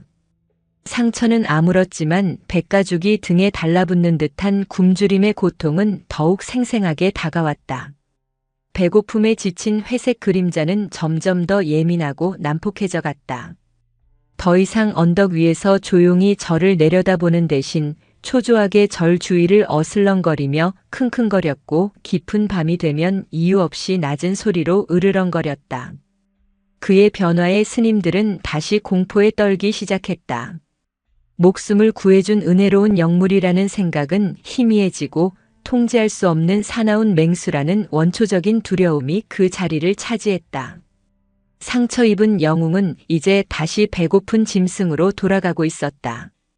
해담은 그런 회색 그림자의 변화가 누구보다 안타깝고 가슴 아팠다. 아이는 매일같이 두꺼운 옷을 껴입고 회색 그림자를 찾아가 위로의 말을 건넸다. 배고파요? 힘들죠? 그래도 조금만 참아요. 이 추운 겨울도 곧 끝날 거예요. 봄이 오면 다시 따뜻해지고 먹을 것도 많아질 거예요. 내가 기도할게요. 하지만 아이의 따뜻하고 다정한 말도 더 이상 회색 그림자의 굶주린 본능을 잠재우지는 못했다. 오히려 아이의 목소리는 회색 그림자에게 더 큰 혼란과 고통을 주는 듯 했다. 해담의 다정한 목소리를 들을 때면 자신의 흉포한 본능에 대한 죄책감과 수치심에 잠시 평온을 찾는 듯 하다가도 이내 살을 애는 듯한 배고픔의 고통이 덮쳐오면 더욱 거칠게 날뛰었다. 해담과의 깊은 유대감과 야생의 본능 사이에서 회색 그림자는 길을 잃고 처절하게 괴로워했다.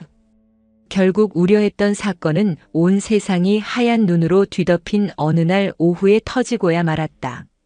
먹이를 찾아 헤매다 절 근처까지 내려온 커다란 멧돼지 한 마리를 회색 그림자가 발견한 것이다. 굶주림에 완전히 이성을 잃은 회색 그림자는 눈이 뒤집힌 채 으르렁거리며 멧돼지에게 달려들었다. 새하얀 눈밭 위에서 벌어진 싸움은 처절했다. 멧돼지의 날카로운 어금니에 어깨가 깊게 찢기고 회색 그림자의 이빨과 발톱에 멧돼지의 옆구리가 갈갈이 뜯겨나갔다. 선홍빛 피가 하얀 눈 위에 흩뿌려지는 광경은 마치 지옥도와 같았다. 해담은 그 끔찍한 광경을 요사체 창문 너머로 모두 지켜보고 있었다.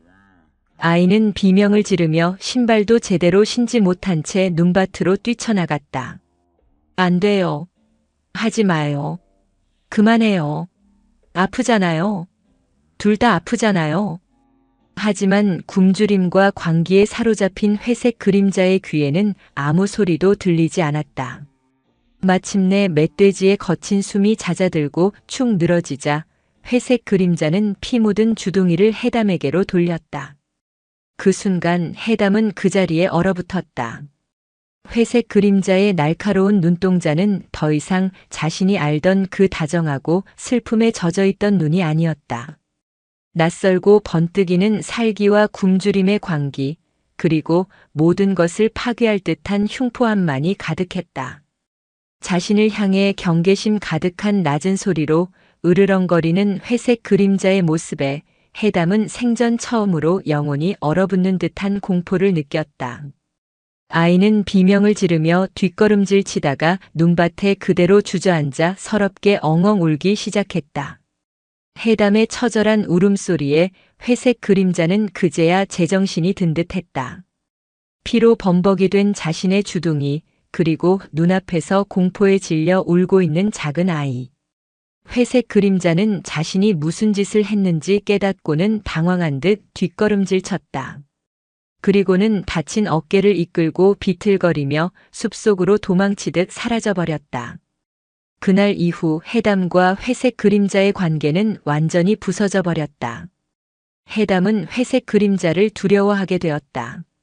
아이는 더 이상 회색 그림자를 찾아가지 않았고 혹여라도 회색 그림자가 절 근처에 나타나면 요사체에 숨어 문 밖으로 나오지 않았다.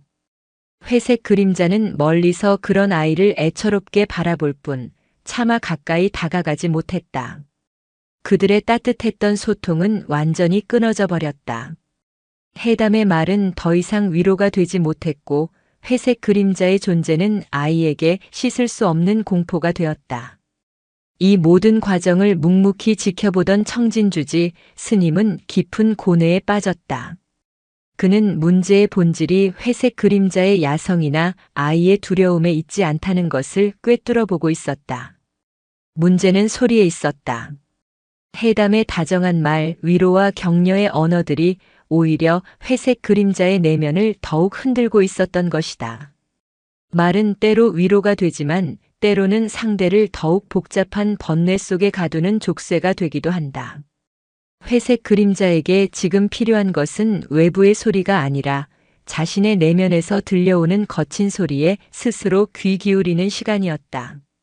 그리고 해담에게 필요한 것은 말을 통해 상대를 바꾸려는 교만한 마음을 내려놓고 그저 침묵 속에서 존재 자체를 있는 그대로 바라보는 법을 배우는 것이었다. 며칠을 고심하던 청진은 마침내 결단을 내렸다. 그는 해담을 조용히 자신의 방으로 불렀다. 아이는 여전히 그날의 충격에서 벗어나지 못한 채 눈이 퉁퉁 부어 있었다. 해담아, 네 스님. 오늘부터 너에게 무건수행을 명한다. 무건수행이요? 그래. 이 겨울이 끝날 때까지 너는 단 한마디의 말도 해서는 아니 된다. 그 누구에게도 심지어 부처님께도 소리내어 말하지 말거라. 오직 침묵 속에서 너 자신을 들여다보고 세상의 소리를 마음으로 듣는 법을 배우거라. 해담은 이해할 수 없었다. 왜 하필 지금 회색 그림자와의 대화가 가장 절실하게 필요한 이 순간에 침묵해야 하는 것인지. 아이의 눈에 원망과 슬픔이 가득 찼다. 싫어요. 회색 그림자한테 할 말이 있단 말이에요. 미안하다고 무서워해서 미안하다고 말해야 해요. 내가 말을 안 하면 회색 그림자는 더 아플 거예요. 아니다 해담아. 청진은 단호하게 고개를 저었다. 지금 너의 말이 회색 그림자를 더 아프게 하고 있는 것이다. 너는 회색 그림자를 위로한다고 생각하지만 그것은 너의 생각일 뿐. 진정한 위로는 말이 아닌 마음으로 전해지는 것이니라. 말을 버려야 비로소 마음이 보이기 시작한다. 이는 너에게도 그리고 회색 그림자에게도 반드시 필요한 수행이다. 해담은 끝내 고개를 숙였다. 주지 스님의 명령은 거역할 수 없는 것이었다. 그날부터 해담의 길고 고통스러운 침묵이 시작되었다. 아이는 입을 굳게 다문 채 하루를 보냈다. 공양을 할 때도 마당을 쓸 때도 잠자리에 들 때도 아무 말도 하지 않았다. 웃음소리도 울음소리도 모두 사라졌다. 맑은 새소리 같던 아이의 목소리가 사라지자 배감사는 더욱 깊은 침묵과 적막에 휩싸였다. 가장 힘든 것은 회색 그림자와의 만남이었다. 해담은 더 이상 회색 그림자를 피하지 않았다. 청진의 명에 따라 아이는 매일같이 회색 그림자가 보이는 언덕으로 갔다. 하지만 아무 말도 하지 않았다. 그저 멀찍이 떨어져 앉아 조용히 회색 그림자를 바라볼 뿐이었다. 회색 그림자는 혼란스러웠다. 매일 자신을 찾아오는 아이가 반가우면서도 아무 말 없이 자신을 바라보기만 하는 침묵이 견딜 수 없이 괴로웠다. 회색 그림자는 애처롭게 울기도 하고 앞발로 눈밭을 파헤치며 짜증을 내기도 했다. 어서 말을 해달라고 예전처럼 다정한 목소리를 들려달라고 온몸으로 외쳤다. 하지만 아이는 그저 묵묵히 앉아있을 뿐이었다. 시간이 흐르면서 회색 그림자에게도 변화가 찾아왔다. 아이의 침묵에 소리치던 것을 멈추고 아이처럼 조용히 앉아있는 시간이 늘어났다. 외부의 소리가 사라지자 회색 그림자는 비로소 자신의 내면을 들여다보기 시작했다. 굶주림의 고통, 해담에 대한 미안함, 자신의 거친 본성에 대한 두려움, 그 모든 감정들이 소용돌이치는 것을 가만히 지켜보았다. 더 이상 그것들로부터 도망치거나 다른 무언가로 덮으려 하지 않았다. 그저 고요하게 바라볼 뿐이었다. 해담 역시 침묵 속에서 새로운 것을 배우고 있었다. 말을 하지 않으니 다른 감각들이 더욱 예민해졌다. 회색 그림자의 미세한 귀의 움직임, 꼬리의 떨림, 숨소리의 깊이만으로도 그의 감정을 읽을 수 있었다. 그리고 깨달았다. 자신이 두려워했던 것은 회색 그림자의 본성이 아니라 회색 그림자는 난폭하다는 자신의 생각이었음을. 침묵 속에서 바라본 회색 그림자는 그저 배고프고 아프고 외로운 하나의 생명일 뿐이었다. 겨울의 끝자락 마지막 눈이 녹아내리던 어느 날 오후였다. 그날도 해담은 말없이 회색 그림자를 바라보고 있었다. 그때 회색 그림자가 아주 천천히 조심스럽게 아이에게 다가왔다. 아이는 두렵지 않았다. 피하지도 않았다. 회색 그림자는 아이의 바로 앞에 멈춰서서 자신의 머리를 아이의 작은 무릎에 가만히 기댔다. 그리고는 아주 깊고 평온한 숨을 내쉬었다. 그 어떤 말보다 더 깊은 사과와 신뢰가 담긴 행동이었다. 해담은 말없이 작은 손을 뻗어 회색 그림자의 거친 털을 쓰다듬었다. 따뜻한 온기가 손바닥을 통해 서로의 마음으로 흘러들어갔다. 그들은 혹독한 침묵의 겨울을 지나 비로소 진정한 소통을 시작하고 있었다. 말의 소음 너머에 있는 존재와 존재가 만나는 고요하고 순수한 교감이었다. 혹독했던 겨울이 물러가고 산천에 연두빛 새싹이 돋아나는 봄이 왔다. 겨우내 배감사를 가두었던 눈이 녹아 계곡물이 힘차게 흘렀고 얼어붙었던 땅을 뚫고 작은 들꽃들이 앞다투어 얼굴을 내밀었다. 만물이 소생하는 완연한 봄이었지만 해담의 마음속에 자리 잡은 겨울은 아직 완전히 녹지 않았다. 주지 스님의 명에 따라 묵언 수행은 끝났지만 해담은 예전처럼 제잘거리며 웃던 아이로 돌아가지 못했다. 말수가 부쩍 줄었고 표정은 늘 어딘가 그늘져 있었다. 지난 겨울 피에 굶주려 멧돼지를 물어뜯던 회색 그림자의 모습은 아이의 뇌리에 깊은 상처로 남았다. 머리로는 회색 그림자를 이해하고 용서했지만 가슴 깊은 곳에서는 여전히 두려움의 뿌리가 완전히 뽑히지 않은 것이다. 그날 이후로 해담은 회색 그림자를 볼 때마다 자신도 모르게 몸을 움츠렸다. 회색 그림자 역시 그 사실을 누구보다 잘 알고 있었다.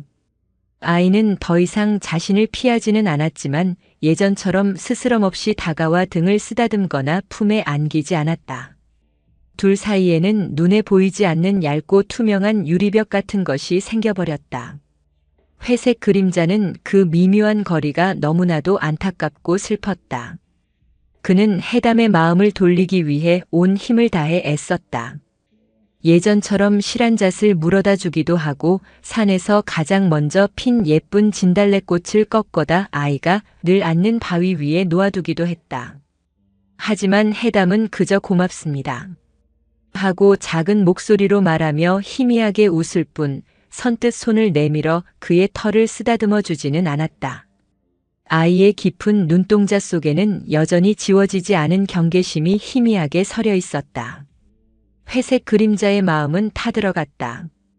아이의 마음에 깊은 상처를 준 것이 자신이라는 사실이 견딜 수 없이 괴로웠다.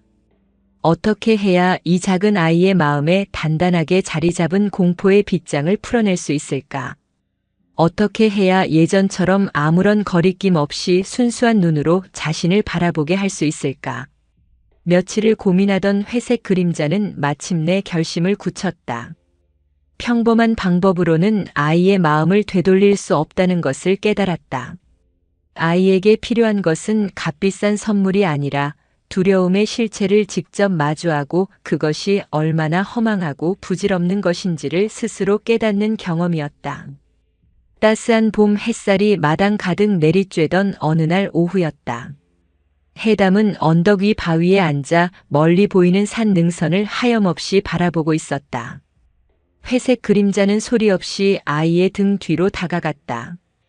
인기척을 느낀 해담이 화들짝 놀라 몸을 돌렸을 때 거대한 그림자가 아이의 작은 몸을 덮쳤다. 으앗! 해담은 비명을 지를 틈도 없었다. 회색 그림자가 아이의 목덜미 옷을 어미가 새끼를 물듯 부드러우면서도 단호하게 입에 물어번쩍 들어올린 것이다. 공중에 대롱대롱 매달리게 된 해담은 겁에 질려 버둥거렸다. 회색 그림자, 왜 이래요? 나 무서워요. 내려줘요. 하지만 회색 그림자는 대답 없이 숲속 깊은 곳으로 향했다. 아이의 머릿속은 온통 혼란과 공포로 가득 찼다. 지난 겨울의 끔찍한 기억이 생생하게 되살아났다. 나를 잡아먹으려는 걸까? 그때처럼 또 화가 난 걸까? 온갖 끔찍한 상상이 꼬리에 꼬리를 물며 아이를 짓눌렀다. 그 소식을 전해 들은 백암사는 발칵 뒤집혔다. 큰일 났습니다. 회색 그림자가 해담이를 물고 산으로 갔습니다. 젊은 스님 하나가 새파랗게 질린 얼굴로 법당에 뛰어들어오며 외쳤다. 스님들은 당장 몽둥이라도 들고 해담을 찾아 나서야 한다며 아우성이었다. 그들의 눈에 회색 그림자는 다시금 은혜를 원수로 갚는 사나운 짐승일 뿐이었다. 오직 청진주지 스님만이 동요하지 않고 조용히 눈을 감고 있었다. 모두 진정하시오. 주지 스님, 지금 진정하게 생겼습니까? 해담이가 위험합니다. 어서 구하러 가야 합니다. 아니요. 청진은 천천히 눈을 뜨며 말했다. 그의 눈은 깊고 고요한 호수와 같았다. 위험한 것은 해담이가 아니라 우리들의 어리석은 마음이요. 회색 그림자는 해담이를 해치려는 것이 아니요. 그저 아이에게 무언가 보여주고 싶은 것이 있겠지. 우리가 할 일은 그들을 믿고 기다리는 것뿐이요. 청진의 단호한 말에 스님들은 더 이상 아무 말도 하지 못하고 불안한 얼굴로 발만 동동 구를 뿐이었다. 한편 회색 그림자에게 물려 숲속으로 들어간 해담은 어느새 우는 것을 포기하고 체념한 채 매달려갔다. 한참을 걸었을까 회색 그림자는 빽빽한 덤불숲을 지나 거대한 바위 절벽 아래에 멈춰 섰다. 절벽 아래에는 어른 서너 명은 좋게 들어갈 만한 어두컴컴한 동굴이 입을 벌리고 있었다. 회색 그림자의 굴이었다. 해담의 심장이 다시 미친 듯이 뛰기 시작했다. 맹수의 소굴. 피비린내와 짐승의 뼈가 나뒹구는 끔찍한 장소일 거라는 상상이 아이를 짓눌렀다. 회색 그림자는 해담을 동굴 안쪽 바닥에 조심스럽게 내려놓았다. 그리고는 아무 말 없이 동굴 입구를 제 몸으로 막아섰다. 꼼짝없이 동굴에 갇힌 해담은 두려움에 몸을 웅크린 채 주변을 둘러보았다. 그런데 이상했다. 동굴 안은 아이의 상상과는 전혀 다른 공간이었다. 눅눅하거나 피비린내가 나기는커녕 마른 흙냄새와 따뜻한 햇볕 냄새가 섞인 쾌적한 냄새가 났다. 짐승의 뼈 같은 것은 찾아볼 수 없었고 바닥은 나뭇잎 하나 없이 깨끗하게 정돈되어 있었다. 한쪽 벽에는 햇빛이 들어오는 작은 틈이 있어 동굴 안이 마냥 어둡지만은 않았다. 그곳은 그저 비어있는 공간이었다. 아무것도 없는 텅 빈 공간. 해담은 어리둥절한 표정으로 입구를 막고 선 회색 그림자를 바라보았다. 회색 그림자는 아무것도 하지 않았다. 그저 조용히 엎드려 아이를 바라볼 뿐이었다. 얼마나 시간이 흘렀을까? 처음에 공포가 가라앉자 해담은 동굴 안의 고요함과 평온함을 느끼기 시작했다. 아무것도 없었기에 오히려 마음이 편안해졌다. 채워야 할 것도 경계해야 할 것도 없는 텅 빈 공간 속에서 아이는 비로소 완전한 자유를 느꼈다. 그 순간 해담은 깨달았다. 두려움은 동굴 안에 있었던 것이 아니었다. 그것은 동굴을 보기도 전에 끔찍한 곳일 거야라고 생각했던 자신의 마음속에 있었다. 피비린내와 짐승의 뼈는 현실이 아닌 자신의 상상이 만들어낸 허상이었다. 회색 그림자의 흉포함 역시 마찬가지였다. 그것은 회색 그림자의 본질이 아니라 배고픔이라는 조건 속에서 잠시 드러났던 하나의 현상일 뿐이었다. 모든 것이 텅 비어 있다는 것. 비어 있기에 무엇이든 담을 수 있고 어떠한 모습으로도 변할 수 있다는 것. 불교에서 말하는 공사상의 핵심을 아이는 텅 빈 동굴 속에서 온몸으로 체득하고 있었다. 두려움이라는 이름의 그릇, 미움이라는 이름의 그릇을 비워내자 그 자리에는 본래부터 있었던 연민과 자비가 다시 차오르기 시작했다. 해담은 조심스럽게 자리에서 일어나 회색 그림자에게로 다가갔다. 그리고는 지난 겨울 멧돼지의 어금니에 찢겼던 어깨의 흉터를 작은 손으로 가만히 쓸어주었다. 아팠어요? 아이의 목소리는 더 이상 떨리지 않았다. 회색 그림자는 대답 대신 아이의 손등을 따뜻하고 거친 혀로 핥아주었다. 유리벽처럼 그들을 가로막고 있던 마지막 벽이 스르르 녹아내리는 순간이었다. 해담은 회색 그림자의 넓은 등 위로 올라가 편안하게 몸을 기댔다. 회색 그림자는 그런 아이를 태운 채 천천히 동굴 밖으로 걸어 나왔다. 눈부신 봄 햇살이 그들을 감쌌다. 동굴로 들어갈 때의 해담과 나올 때의 해담은 다른 아이가 되어 있었다. 배감사로 돌아온 그들의 모습을 본 스님들은 모두 안도의 한숨을 내쉬었다. 특히 회색 그림자의 등 위에 편안하게 앉아 환하게 웃고 있는 해담의 모습을 보고는 자신들의 어리석음을 깊이 뉘우쳤다. 청진은 멀리서 그 모습을 지켜보며 조용히 미소 지었다. 빈 그릇이 되어야 비로소 채울 수 있는 법이지. 우리 해담이가 오늘 큰 법문을 듣고 왔구나. 그날 이후 해담과 회색 그림자의 관계는 예전보다 훨씬 더 깊고 단단해졌다. 아이는 더 이상 회색 그림자를 맹목적으로 동정하거나 두려워하지 않았다. 있는 그대로의 존재를 받아들이고 존중하게 되었다. 회색 그림자 역시 아이에게 맹목적으로 집착하는 대신 한 걸음 물러서서 묵묵히 지켜보는 진정한 신뢰를 배우게 되었다. 그들의 인연은 이제 새로운 차원으로 접어들고 있었다. 하지만 그들의 깊은 인연이 어디서부터 시작되었는지 그 전생의 비밀은 아직 드러나지 않은 채 거대한 운명의 수레바퀴를 조용히 돌리고 있었다. 봄이 가고 여름이 오면서 해담과 회색 그림자의 관계는 그 누구도 이해할 수 없는 깊이로 접어들었다. 그들 사이에는 더 이상 두려움이나 오해의 앙금이 남아있지 않았다.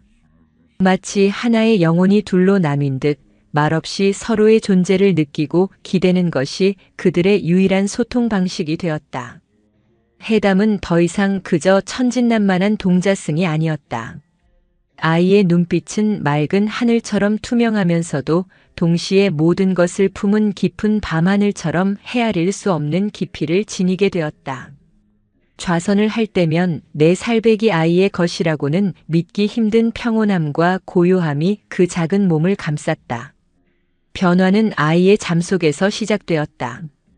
어느 날부터인가 해담은 기이하고도 생생한 꿈을 꾸기 시작했다. 처음에는 희미한 잔상에 불과했다.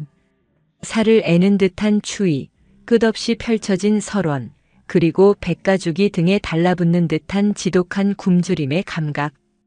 꿈에서 깨어나면 온몸이 식은땀에 젖어 있었고 실제로 며칠을 굶은 사람처럼 허기졌다. 꿈은 날이 갈수록 선명해졌다. 해담은 꿈속에서 더 이상 내 살배기 동자승이 아니었다. 그는 낡고 해진 누더기 옷을 걸친 젊은 수행자였다. 속세의 모든 인연을 끊고 깨달음을 얻기 위해 혹독한 설산을 헤매는 고행승. 꿈속에 그는 며칠째 아무것도 먹지 못해 눈밭 위에 쓰러져 죽음의 문턱을 넘나들고 있었다. 세상은 온통 하얗고 고요했다. 죽음의 정적이 바로 이런 것이리라 꿈속의 수행자는 생각했다. 바로 그때 그의 흐릿한 시야 속으로 무언가 다가왔다. 굶주림과 추위에 지쳐 거의 반쯤 미쳐있는 어미 늑대 한 마리였다. 늑대는 뼈만 앙상하게 남아 금방이라도 쓰러질 듯 위태로웠지만 그 눈빛만은 필사적이었다. 어미 늑대의 뒤로는 갓 태어난 듯한 새끼 2마리가 어미의 마른 젖을 빨며 힘없이 낑낑거리고 있었다. 어미는 자신의 죽음보다 새끼들의 굶주림이 더 고통스러운 듯 눈밭에 쓰러진 수행자를 보며 절망적으로 울부짖었다.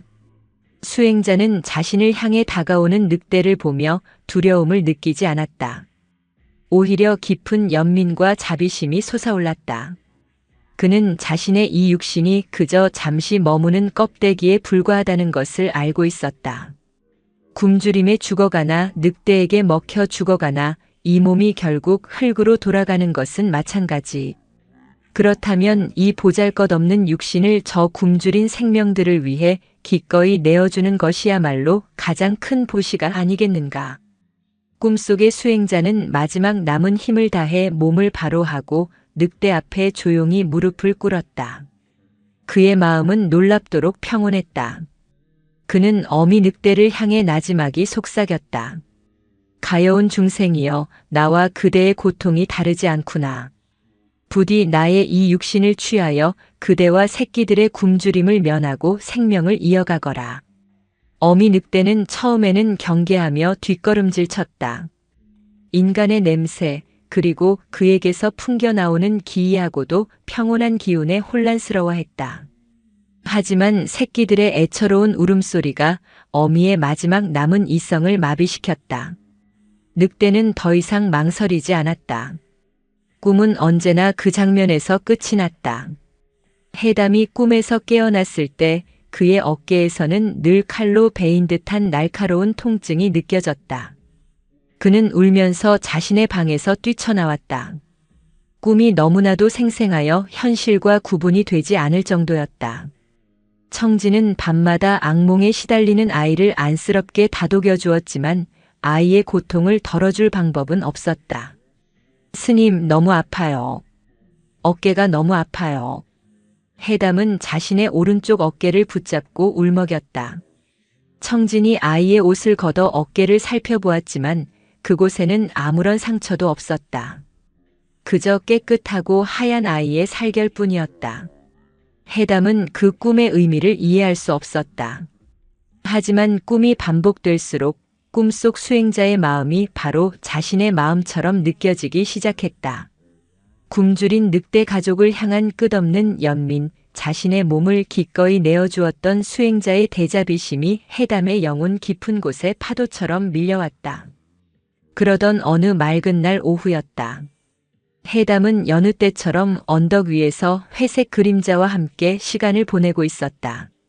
아이는 바위에 기대앉아 꾸벅꾸벅 졸고 있었고 회색 그림자는 그런 아이의 곁을 든든하게 지키고 있었다. 그때 회색 그림자가 스르르 일어나더니 조는 아이의 곁으로 다가갔다. 그리고는 아주 부드럽게 해담의 오른쪽 어깨를 자신의 코로 툭 하고 건드렸다. 그 순간 해담은 잠에서 확 깨어났다. 꿈속에서 늘 아프던 바로 그 부위였다. 아이는 마치 무언가에 홀린 듯 자신의 옷을 거두고 오른쪽 어깨를 내려다보았다. 햇살 아래 드러난 아이의 어깨. 그곳에는 희미하지만 선명하게 초승달 모양의 작은 반점이 자리 잡고 있었다. 꿈속 수행자의 어깨에 있던 것과 똑같은 모양의 반점이었다. 온몸에 소름이 돋았다. 퍼즐 조각들이 맞춰지듯 모든 것이 한순간에 분명해졌다. 그 꿈은 단순한 꿈이 아니었다. 그것은 까마득한 과거 생의 기억이었다. 눈앞에 이 회색 그림자가 바로 그 꿈속에서 자신의 육신을 취했던 어미 늑대였다는 것을 해담은 본능적으로 깨달았다. 회색 그림자가 처음 백암사에 나타나 그토록 처절하게 울부짖었던 이유, 역병에 걸린 자신을 살리기 위해 목숨을 걸고 절벽을 올랐던 이유, 그 모든 행동들이 이제야 이해가 되었다. 그것은 단순한 애정이나 교감이 아니었다. 까마득한 세월을 뛰어넘어 이어진 깊고 깊은 인과의 사슬이었다. 회색 그림자는 그저 자신을 좋아했던 것이 아니었다. 그는 자신을 알아보고 있었던 것이다. 과거 생에 자신에게 목숨을 비쳤던 그 영혼이 세월을 건너 다시 자신을 찾아온 것이었다. 해담의 눈에서 뜨거운 눈물이 쉴 새 없이 흘러내렸다. 아이는 더 이상 회색 그림자를 두려워하거나 연민하지 않았다. 하나의 온전한 영혼으로서 다른 하나의 영혼을 마주했다. 아이는 비틀거리며 일어나 회색 그림자의 목을 힘껏 끌어안았다. 그것은 더 이상 어린아이가 동물을 껴안는 행위가 아니었다. 하나의 영혼이 다른 영혼에게 수억 겁의 세월을 뛰어넘어 전하는 위로이자 감사였다. 해담은 회색 그림자의 귀에 얼굴을 묻고 흐느끼며 속삭였다. 너였구나. 언제나 너였구나. 이제 아프지 마. 나도 이제 아프지 않을게. 멀리서 그 모습을 지켜보던 청진주지 스님의 얼굴에 처음으로 경이로운 표정이 떠올랐다. 그는 해담의 몸을 감싸고 있던 기운이 완전히 변한 것을 느낄 수 있었다. 동자승의 순수함 속에 수억 겁의 세월을 윤회하며 수행해온 늙은 영혼의 깊이가 더해지고 있었다. 청진은 조용히 합장했다. 자신의 어린 제자가 이제 막 깨달음을 향한 거대한 문턱 하나를 넘어섰음을 직감했다. 해담이 전생의 인연을 깨달은 후 백암사에는 깊고 평온한 기운이 감돌았다. 아이와 늑대는 이제 경계를 넘어 완벽한 하나가 되었다. 해담의 눈빛은 나날이 깊어졌고 회색 그림자의 눈빛에서는 오랜 세월 그를 짓누르던 고통의 그림자가 씻겨나간 듯 했다. 그들의 고요한 교감은 그 자체로 백암사 전체를 감싸는 하나의 결계처럼 느껴졌다. 하지만 평화는 영원하지 않았다. 그해 늦가을은 유난히 건조했다. 몇 달째 비 한 방울 내리지 않아 산천의 모든 것이 바싹 말라붙어 있었다. 숲의 나뭇잎들은 금방이라도 바스러질 듯했고 계곡물은 거의 자취를 감추었다. 청진주지 스님과 노스님들은 마른 하늘을 올려다보며 깊은 시름에 잠겼다. 이러다 큰 불이라도 나지 않을지 심히 걱정이 되는구나. 노스님의 걱정은 곧 끔찍한 현실이 되었다. 어느 날 밤 달빛조차 없는 칠흑 같은 어둠 속에서 멀리 산 아래 마을 쪽에서 작은 불씨 하나가 피어올랐다. 아마도 마을 사람의 부주의였으리라. 그 작은 불씨는 건조한 가을바람을 타고 순식간에 거대한 괴물로 변했다. 불길은 마른 나뭇잎과 썩은 나무들을 집어삼키며 맹렬한 기세로 산을 타고 오르기 시작했다. 타타탁, 쏴! 나무가 터지는 소리와 함께 거대한 불길이 울부짖는 소리가 밤의 정적을 갈기갈기 찢어놓았다. 백암사의 종이 요란하게 울리며 위급 상황을 알렸다. 잠에서 깨어난 스님들이 뛰쳐나왔을 때 그들의 눈에 비친 것은 지옥도 그 자체였다. 사찰의 뒷산이 온통 시뻘건 불길에 휩싸여 있었고 하늘은 불길이 토해내는 검은 연기로 뒤덮여 있었다. 뜨거운 열기와 매캐한 연기가 순식간에 절 마당까지 덮쳐왔다. 피해야 한다. 어서. 스님들은 혼비백산했다. 우물물을 퍼서 불을 꺼보려 했지만 거대한 화마 앞에서 한 바가지의 물은 아무런 의미도 없었다. 불길의 확산 속도는 상상을 초월했다. 이대로 있다가는 모두가 절과 함께 잿더미가 될 것이 분명했다. 모두 나를 따르시오. 산 아래로 내려가는 샛길이 있소. 그곳으로 피해야 하오. 청진주지 스님이 소리쳤다. 스님들은 저마다 중요한 경전이나 불상들을 챙겨들고 청진의 뒤를 따랐다. 유일한 탈출구는 절의 서쪽에 있는 좁고 험한 샛길뿐이었다. 하지만 거센 바람을 타고 불길은 이미 그쪽으로 번져가고 있었다. 해담 역시 다른 스님들의 손에 이끌려 필사적으로 뛰었다. 바로 그때 아이의 곁을 그림자처럼 지키고 있던 회색 그림자가 갑자기 우뚝 멈춰섰다. 그리고는 스님들이 달려가는 서쪽이 아닌 불길이 가장 거세게 타오르고 있는 동쪽 능선을 향해 몸을 돌렸다. 회색 그림자는 마치 숙련된 장수처럼 바람의 방향과 불길의 흐름을 정확하게 읽고 있었다. 그는 알았다. 스님들이 향하는 샛길은 곧 거대한 불길에 막히게 될 것이라는 것을. 불길이 저 앞에 마른 계곡을 뛰어넘는 순간 모두가 도간의 든쥐 신세가 될 터였다. 그들을 살릴 수 있는 유일한 방법은 불길의 방향을 다른 곳으로 돌리는 것뿐이었다. 회색 그림자, 이리 와. 위험해. 해담이 울부짖으며 소리쳤다. 하지만 회색 그림자는 아이를 돌아보지 않았다. 대신 아이를 향해 아주 길고 낮은 울음소리를 냈다. 그것은 두려움의 소리가 아니었다. 안심하라는 듯, 모든 것을 자신에게 맡기라는 듯 깊은 신뢰와 사랑이 담긴 소리였다. 아우! 회색 그림자는 길게 포효하며 동쪽 능선을 향해 몸을 날렸다. 그가 향하는 곳은 불길의 가장 약한 옆구리였다. 그의 계획은 스스로 미끼가 되어 불길의 흐름을 공격하고 거대한 화마의 방향을 풀 한 폭이 없는 맨바위 절벽 쪽으로 유인하는 것이었다. 그것은 명백한 자살 행위였다. 해담은 회색 그림자의 의도를 즉시 알아차렸다. 그 순간 아이의 머릿속에 까마득한 전생의 기억이 번개처럼 스쳐 지나갔다. 눈밭에 쓰러진 굶주린 어미 늑대, 그리고 그를 위해 기꺼이 자신의 몸을 내어주었던 젊은 수행자. 지금 회색 그림자가 하려는 행동은 바로 그 수행자가 했던 것과 똑같은 일이었다. 나라는 존재를 버리고 더 큰 것을 구하기 위한 숭고한 희생. 무아의 실천. 안 돼. 가지 마. 같이 가야 해.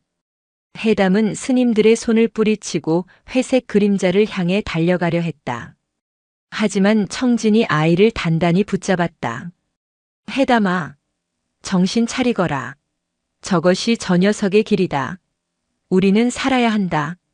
살아서 저 녀석의 희생을 헛되이 만들어서는 안 된다. 청진의 눈에도 뜨거운 눈물이 흐르고 있었다. 그는 회색 그림자의 숭고한 희생 앞에서 차마 고개를 들 수 없었다. 스님들은 울면서 샛길을 향해 달렸다. 그들의 등 뒤로 회색 그림자는 거대한 불길 속으로 뛰어들었다. 그의 용맹한 모습은 마치 불의 신과 싸우는 산신처럼 보였다. 회색 그림자가 만들어낸 작은 소용돌이가 잠시나마 거대한 불길의 흐름을 막아섰다. 바로 그 찰나의 시간 덕분에 스님들은 아슬아슬하게 불길이 덮치기 직전 샛길을 통해 안전한 곳으로 대피할 수 있었다. 안전한 계곡 아래쪽에 도착한 스님들은 숨을 헐떡이며 뒤를 돌아보았다. 그들의 눈에 비친 것은 거대한 불기둥이 회색 그림자가 뛰어들었던 동쪽 능선을 통째로 집어삼키는 끔찍한 광경이었다. 불길의 방향이 정말로 바위 절벽 쪽으로 미세하게 틀어져 있었다. 그 작은 변화 덕분에 백암사는 완전한 전소를 면할 수 있었고 스님들은 목숨을 건졌다. 하지만 회색 그림자는 사라졌다. 거대한 화염의 소용돌이 속으로 한 줌의 재가 되어 흩어졌을 터였다. 해담은 그 자리에 풀썩 주저앉았다. 하지만 아이는 울지 않았다. 그저 텅 빈 눈으로 불타는 산을 바라볼 뿐이었다. 슬픔을 넘어선 어떤 거대한 깨달음이 아이의 영혼을 채우고 있었다. 그는 방금 세상에서 가장 위대하고도 처절한 법문을 들었다. 경전 속 활자가 아닌 불과 연기와 한 생명의 숭고한 희생으로 쓰인 나는 본래 없다는 무아의 진리를 온몸으로 목격한 것이다. 화마가 휩쓸고 간 며칠 뒤 기다렸다는 듯 하늘에서 굵은 장대비가 쏟아져 내렸다. 비는 며칠 밤낮으로 이어지며 산의 마지막 불씨까지 모두 꺼뜨렸다. 비가 그치고 다시 해가 떴을 때 백암사를 둘러싼 산은 완전히 다른 모습이 되어 있었다. 푸르렀던 숲은 온데간데 없고 온통 검게 타버린 나무들의 앙상한 뼈대만이 유령처럼 서 있었다. 모든 것이 죽어버린 듯한 잿빛 세상. 백암사 역시 불길에 그을리고 일부가 무너져 내렸지만 기적적으로 대웅전과 요사체의 골격은 남아있었다. 스님들은 살아남았다는 안도감보다 더 큰 상실감과 침묵에 잠겨 있었다. 특히 해담은 말이 없어졌다. 아이는 그날 이후 단 한마디도 하지 않고 멍하니 허공만 바라보거나 잠만 잤다. 그를 구한 회색 그림자는 이제 어디에도 없었다. 며칠이 지나자 해담은 마치 몽유병 환자처럼 자리에서 일어났다. 그리고는 비에 젖어 질척이는 잿더미 숲으로 향했다. 스님들은 위험하다며 아이를 말렸지만 해담의 눈에는 아무것도 보이지 않는 듯 했다. 청진주지 스님은 다른 스님들을 조용히 물리고 멀리서 아이를 지켜볼 뿐이었다. 그는 알고 있었다. 이것은 슬픔을 이겨내기 위한 아이만의 의식이자 반드시 거쳐야 할 수행의 과정이라는 것을. 해담은 회색 그림자를 찾고 있었다. 아이는 회색 그림자가 뛰어들었던 동쪽 능선, 가장 참혹하게 타버린 그곳을 헤매고 다녔다. 혹시라도 뼈 한 조각이라도 찾을 수 있을까? 그의 마지막 흔적이라도 찾을 수 있다면 작은 무덤이라도 만들어주고 싶었다. 진흙과 재로 뒤범벅이 되어 옷과 얼굴이 새까맣게 변했지만 아이는 멈추지 않았다. 하지만 그곳에는 아무것도 없었다. 거대한 화마는 회색 그림자의 모든 것을 남김없이 삼켜버린 듯 했다. 뼈 한 조각, 털 한 오라기조차 찾을 수 없었다.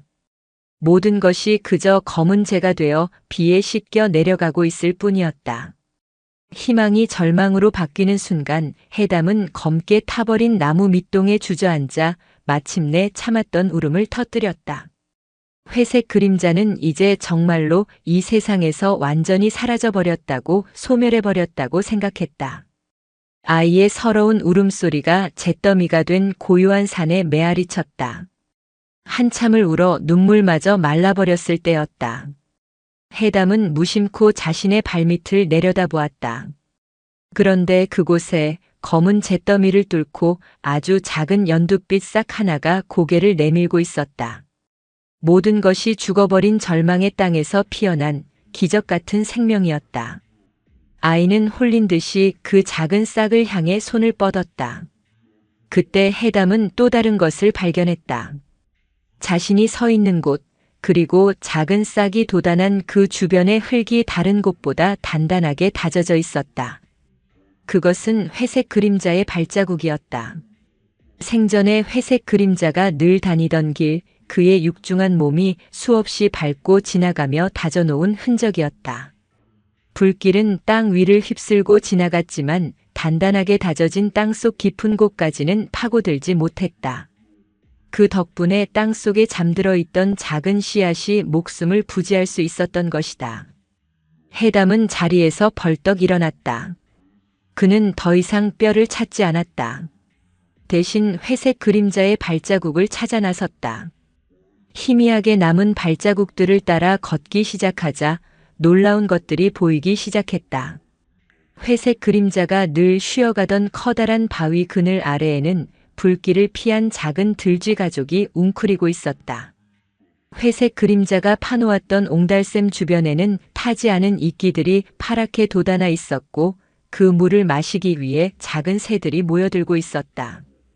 지난 여름 회색 그림자가 먹고 배설했던 산딸기의 씨앗들은 검은 재를 양분 삼아 그 어느 때보다 싱싱한 싹을 틔우고 있었다. 그 순간 해담의 머릿속에서 거대한 깨달음이 번개처럼 터져나왔다. 회색 그림자는 사라진 것이 아니었다. 그는 소멸한 것이 아니라 다른 모습으로 변하여 이 산 곳곳에 살아 숨쉬고 있었다. 그의 발자국은 물길이 되어 새로운 생명을 살리는 길이 되었고 그가 남긴 흔적들은 다른 작은 생명들의 안식처가 되었다. 그의 죽음은 끝이 아니라 새로운 시작을 위한 원인이 되었던 것이다. 이것이 있으므로 저것이 있고 이것이 생함으로 저것이 생한다. 이것이 없으므로 저것이 없고 이것이 멸함으로 저것이 멸한다. 청진 스님이 늘 가르쳐 주시던 연기의 법칙. 세상의 모든 존재는 서로 그물처럼 얽혀 있으며 홀로 존재하거나 사라지는 것은 아무것도 없다는 부처님의 위대한 가르침이 잿더미가 된 산 위에서 생생하게 펼쳐지고 있었다. 회색 그림자는 이제 하나의 늑대가 아니었다. 그는 이 산을 이루는 모든 것이었다. 그는 잿더미를 뚫고 솟아난 작은 싹이었고 목마른 새들을 살리는 옹달샘이었으며 들쥐 가족을 지켜주는 바위 그늘이었다. 해담은 더 이상 울지 않았다. 아이는 발자국을 찾는 것을 멈추고 조용히 배감사로 돌아왔다. 그의 얼굴에는 슬픔 대신 깊고 고요한 평화가 깃들어 있었다. 아이는 곧장 대웅전으로 들어가 좌정하고 있는 청진주지 스님 앞에 섰다. 청진이 걱정스러운 눈으로 아이를 바라보자 해담이 마침내 입을 열었다. 그의 목소리는 어린아이의 것이라고는 믿기지 않을 만큼 맑고 깊은 울림을 가지고 있었다. 스님, 회색 그림자는 죽지 않았습니다. 해담은 말을 이었다. 회색 그림자는 온 산에 가득합니다. 그 말을 듣는 순간 청진주지 스님은 조용히 두 손을 모아 합장하고 아이를 향해 깊이 고개를 숙였다. 자신의 어린 제자가 생과 사의 분별을 넘어선 연기의 대법을 마침내 깨달았음을 알 수 있었다. 해담은 더 이상 늑대를 벗삼던 어린 동자승이 아니었다. 그는 이제 온 세상 만물을 벗삼는 작은 부처가 되어가고 있었다. 세월은 강물처럼 흘렀다. 10번 하고도 몇 번의 겨울이 더 지나갔다. 화마가 핥히고 간 배감사의 검은 상처는 시간이라는 가장 위대한 의원의 손길 아래 서서히 아물었다. 스님들의 부지런한 손길로 무너졌던 전각들은 다시 세워졌고 검게 타버린 잿더미 위로는 기적처럼 새로운 생명들이 피어났다. 특히 해담이 어릴 적 가뭄이 들었을 때 회색 그림자가 물어다 준 잣을 심었던 텃밭 한쪽에는 이제 제법 울창한 작은 잣나무 숲이 생겨나 사시사철 푸른 그늘을 들이우고 맑은 향기를 뿜어냈다. 산은 예전보다 더욱 깊고 풍성해졌다. 마치 거대한 희생을 자양분 삼아 더욱 강인한 생명력을 잉태한 듯 했다. 내 살배기 동자승 해담은 이제 수려한 용모에 깊은 눈을 가진 젊은 수행승이 되어 있었다. 그의 이름 앞에는 더 이상 동자승이라는 말이 붙지 않았다. 스님들은 그를 법명 그대로 해담 스님이라 불렀고 그 이름에는 존경과 경외심이 담겨 있었다. 그는 말이 없었지만 그의 침묵은 그 어떤 웅변보다 깊은 울림을 주었고 그는 특별한 행동을 하지 않았지만 그의 고요한 걸음걸이와 숨결 하나하나가 배감사 전체의 기운을 맑게 정화하는 듯 했다. 그는 더 이상 늑대와 교감하던 신비한 아이가 아니었다. 그는 그 자체가 하나의 깊은 산이요 고요한 법문이었다. 배감사를 평생 지켜온 청진주지 스님은 이제 기력이 쇠하여 자리보전하고 누운 지 오래였다. 뼈만 앙상하게 남은 노스님은 하루의 대부분을 잠으로 보냈지만 간혹 정신이 맑아질 때면 창가에 앉아 조용히 잣나무 숲을 거닐거나 좌선을 하고 있는 해담의 뒷모습을 하염없이 바라보았다. 그럴 때면 노스님의 얼굴에는 깊고 평온한 미소가 번졌다. 자신의 시대가 저물고 배감사의 새로운 해가 떠오르고 있음을 그는 조용히 받아들이고 있었다. 그 해의 겨울은 유난히 일찍 찾아왔다. 첫눈이 내리기 직전 늦가을의 스산한 바람이 옷깃을 파고들던 어느 날 오후였다. 스님들은 다가올 긴 겨울을 나기 위해 월동 준비에 여념이 없었다. 마당 가득 장작을 패는 소리가 경쾌하게 울리고 공양간에서는 시래기를 말리고 장을 담그는 분주한 손길들이 오갔다. 바로 그때였다. 사찰 뒤편 숲과 이어진 텃밭 쪽에서 작은 소란이 일었다. 저런, 어미를 잃었나 보구나. 쯧쯧, 저리 겁에 질려서야 가까이 가지 마시오. 다칠라. 스님들의 목소리를 듣고 해담이 조용히 걸음을 옮겼다. 그곳에는 태어난 지 얼마 되지 않아 보이는 어린 노루 한 마리가 텃밭 한쪽 구석에 몰려 사시나무 떨듯 떨고 있었다. 아마도 먹이를 찾아 어미를 따라 절 근처까지 내려왔다가 길을 잃고 스님들과 마주친 모양이었다. 커다랗고 까만 눈망울에는 극심한 공포와 경계심이 가득 담겨 있었다. 스님들이 안타까운 마음에 먹을 것을 가져다 주거나 달래보려 했지만 그들의 모든 행동은 어린 노루에게는 위협으로 느껴질 뿐이었다. 노루는 금방이라도 심장이 터져버릴 듯 가쁘게 숨을 몰아쉬며 단단한 돌담에 제 몸을 부딪힐 기세로 불안하게 서성였다. 해담은 그 광경을 잠시 말없이 지켜보았다. 그리고는 다른 스님들을 향해 조용히 손짓했다. 모두 제자리로 돌아가시지요. 저 아이가 더 놀랍니다. 해담의 목소리에는 사람을 거역할 수 없게 만드는 차분하고도 단호한 힘이 있었다. 스님들은 마지못해 혀를 차며 각자의 일터로 돌아갔다. 소란이 가라앉고 텃밭에는 해담과 어린 노루 단둘만이 남았다. 해담은 노루에게 곧장 다가가지 않았다. 대신 천천히 걸음을 옮겨 자신이 어릴 적 심었던 잣나무 숲 아래의 너른 바위에 가부좌를 틀고 앉았다. 그곳은 회색 그림자와 함께 수많은 시간을 보냈던 이제는 아이의 키보다 훌쩍 자란 잣나무들이 포근하게 감싸주는 그만의 공간이었다. 해담은 눈을 감았다. 그는 노루를 구하려 하지도 달래주려 하지도 않았다. 그저 자신의 호흡에 집중하며 깊은 선정에 들었다. 숨을 들이쉬고 내쉬고 그의 의식은 점차 고요해지며 나라는 경계를 넘어 주변의 모든 것들과 하나가 되어갔다. 그는 바람이 되었고 잣나무가 되었고 바위가 되었다. 그리고 이 산 전체가 되었다. 그의 고요한 의식이 산 전체로 퍼져나가자 그의 마음속에 회색 그림자의 기운이 느껴졌다. 그것은 더 이상 슬픈 기억이나 그리운 과거가 아니었다. 살아서 숨쉬는 생생한 존재감이었다. 회색 그림자는 바람 소리에 섞여 그의 귓가를 스쳤고 잣나무의 굳건한 기상으로 그의 등을 받쳐주었으며 이 산을 이루는 모든 생명들의 숨결 속에서 함께 호흡하고 있었다. 해담은 희미하게 미소 지었다.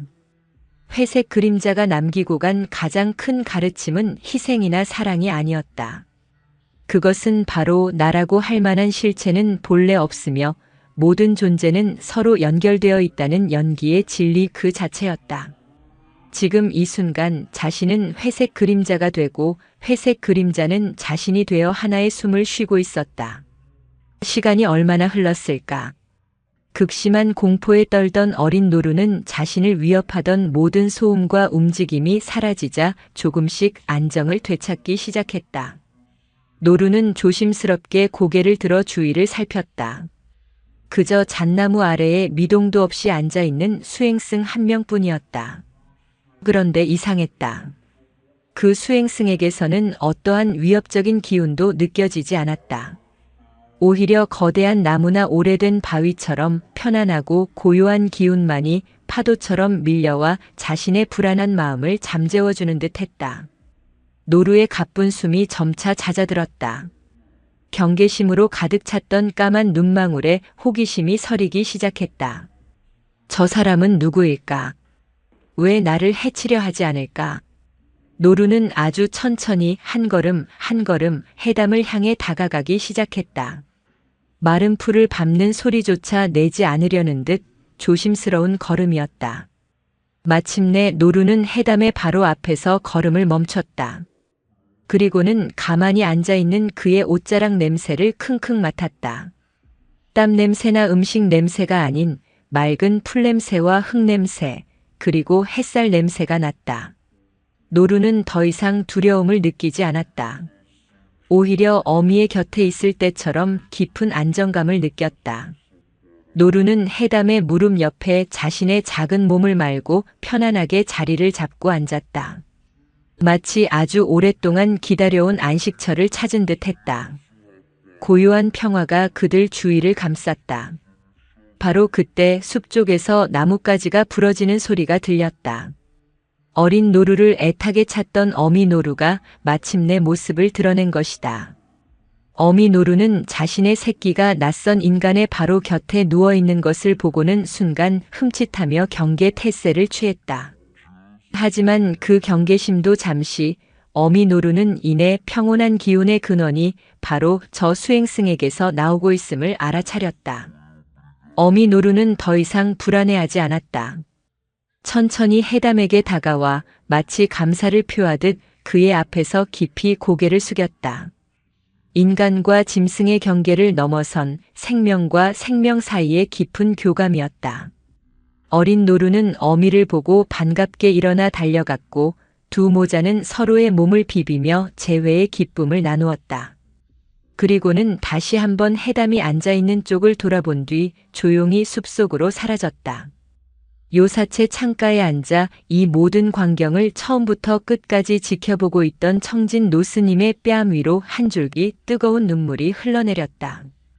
곁에서 시중을 들던 젊은 스님이 놀라 스승을 부축했다. 청진은 희미한 미소를 지으며 나지막이 은조렸다. 법은 저렇게 흐르는 것이구나. 그것이 청진 노스님이 남긴 마지막 말이었다. 그는 평생을 바쳐 지켜온 부처님의 가르침이 자신의 가장 아끼는 제자를 통해 온 산의 생명들에게로 막힘없이 흘러가는 것을 본 뒤 더 이상 이 세상에 남을 미련이 없다는 듯 조용히 눈을 감았다. 어미와 새끼 노루가 사라진 뒤에도 해담은 한참 동안 그 자리에 앉아 있었다. 그는 천천히 눈을 떴다. 어느새 해가 서산으로 기울어 온 산을 따뜻한 황금빛으로 물들이고 있었다. 그는 혼자였지만 결코 혼자가 아니었다. 그는 이 산을 지키는 존재가 되었고 동시에 이 산이 그를 지키고 있었다. 회색 그림자가 그러했듯 깨달음이란 머나먼 곳에 있는 특별한 경지가 아니었다. 그것은 받은 자비를 다시 세상에 나누어주는 마음의 흐름 속에 있었다. 슬픔에 잠겨 울부짖던 한 마리 늑대에게 네 살배기 동자승이 내밀었던 작은 밥그릇에서 시작된 인연. 그 자비의 물결은 수많은 시련과 희생을 거쳐 마침내 거대한 강물이 되어 이제 해담이라는 그릇을 통해 온 세상으로 흘러가기 시작하고 있었다. 그는 이제 백암사의 작은 산신이었다.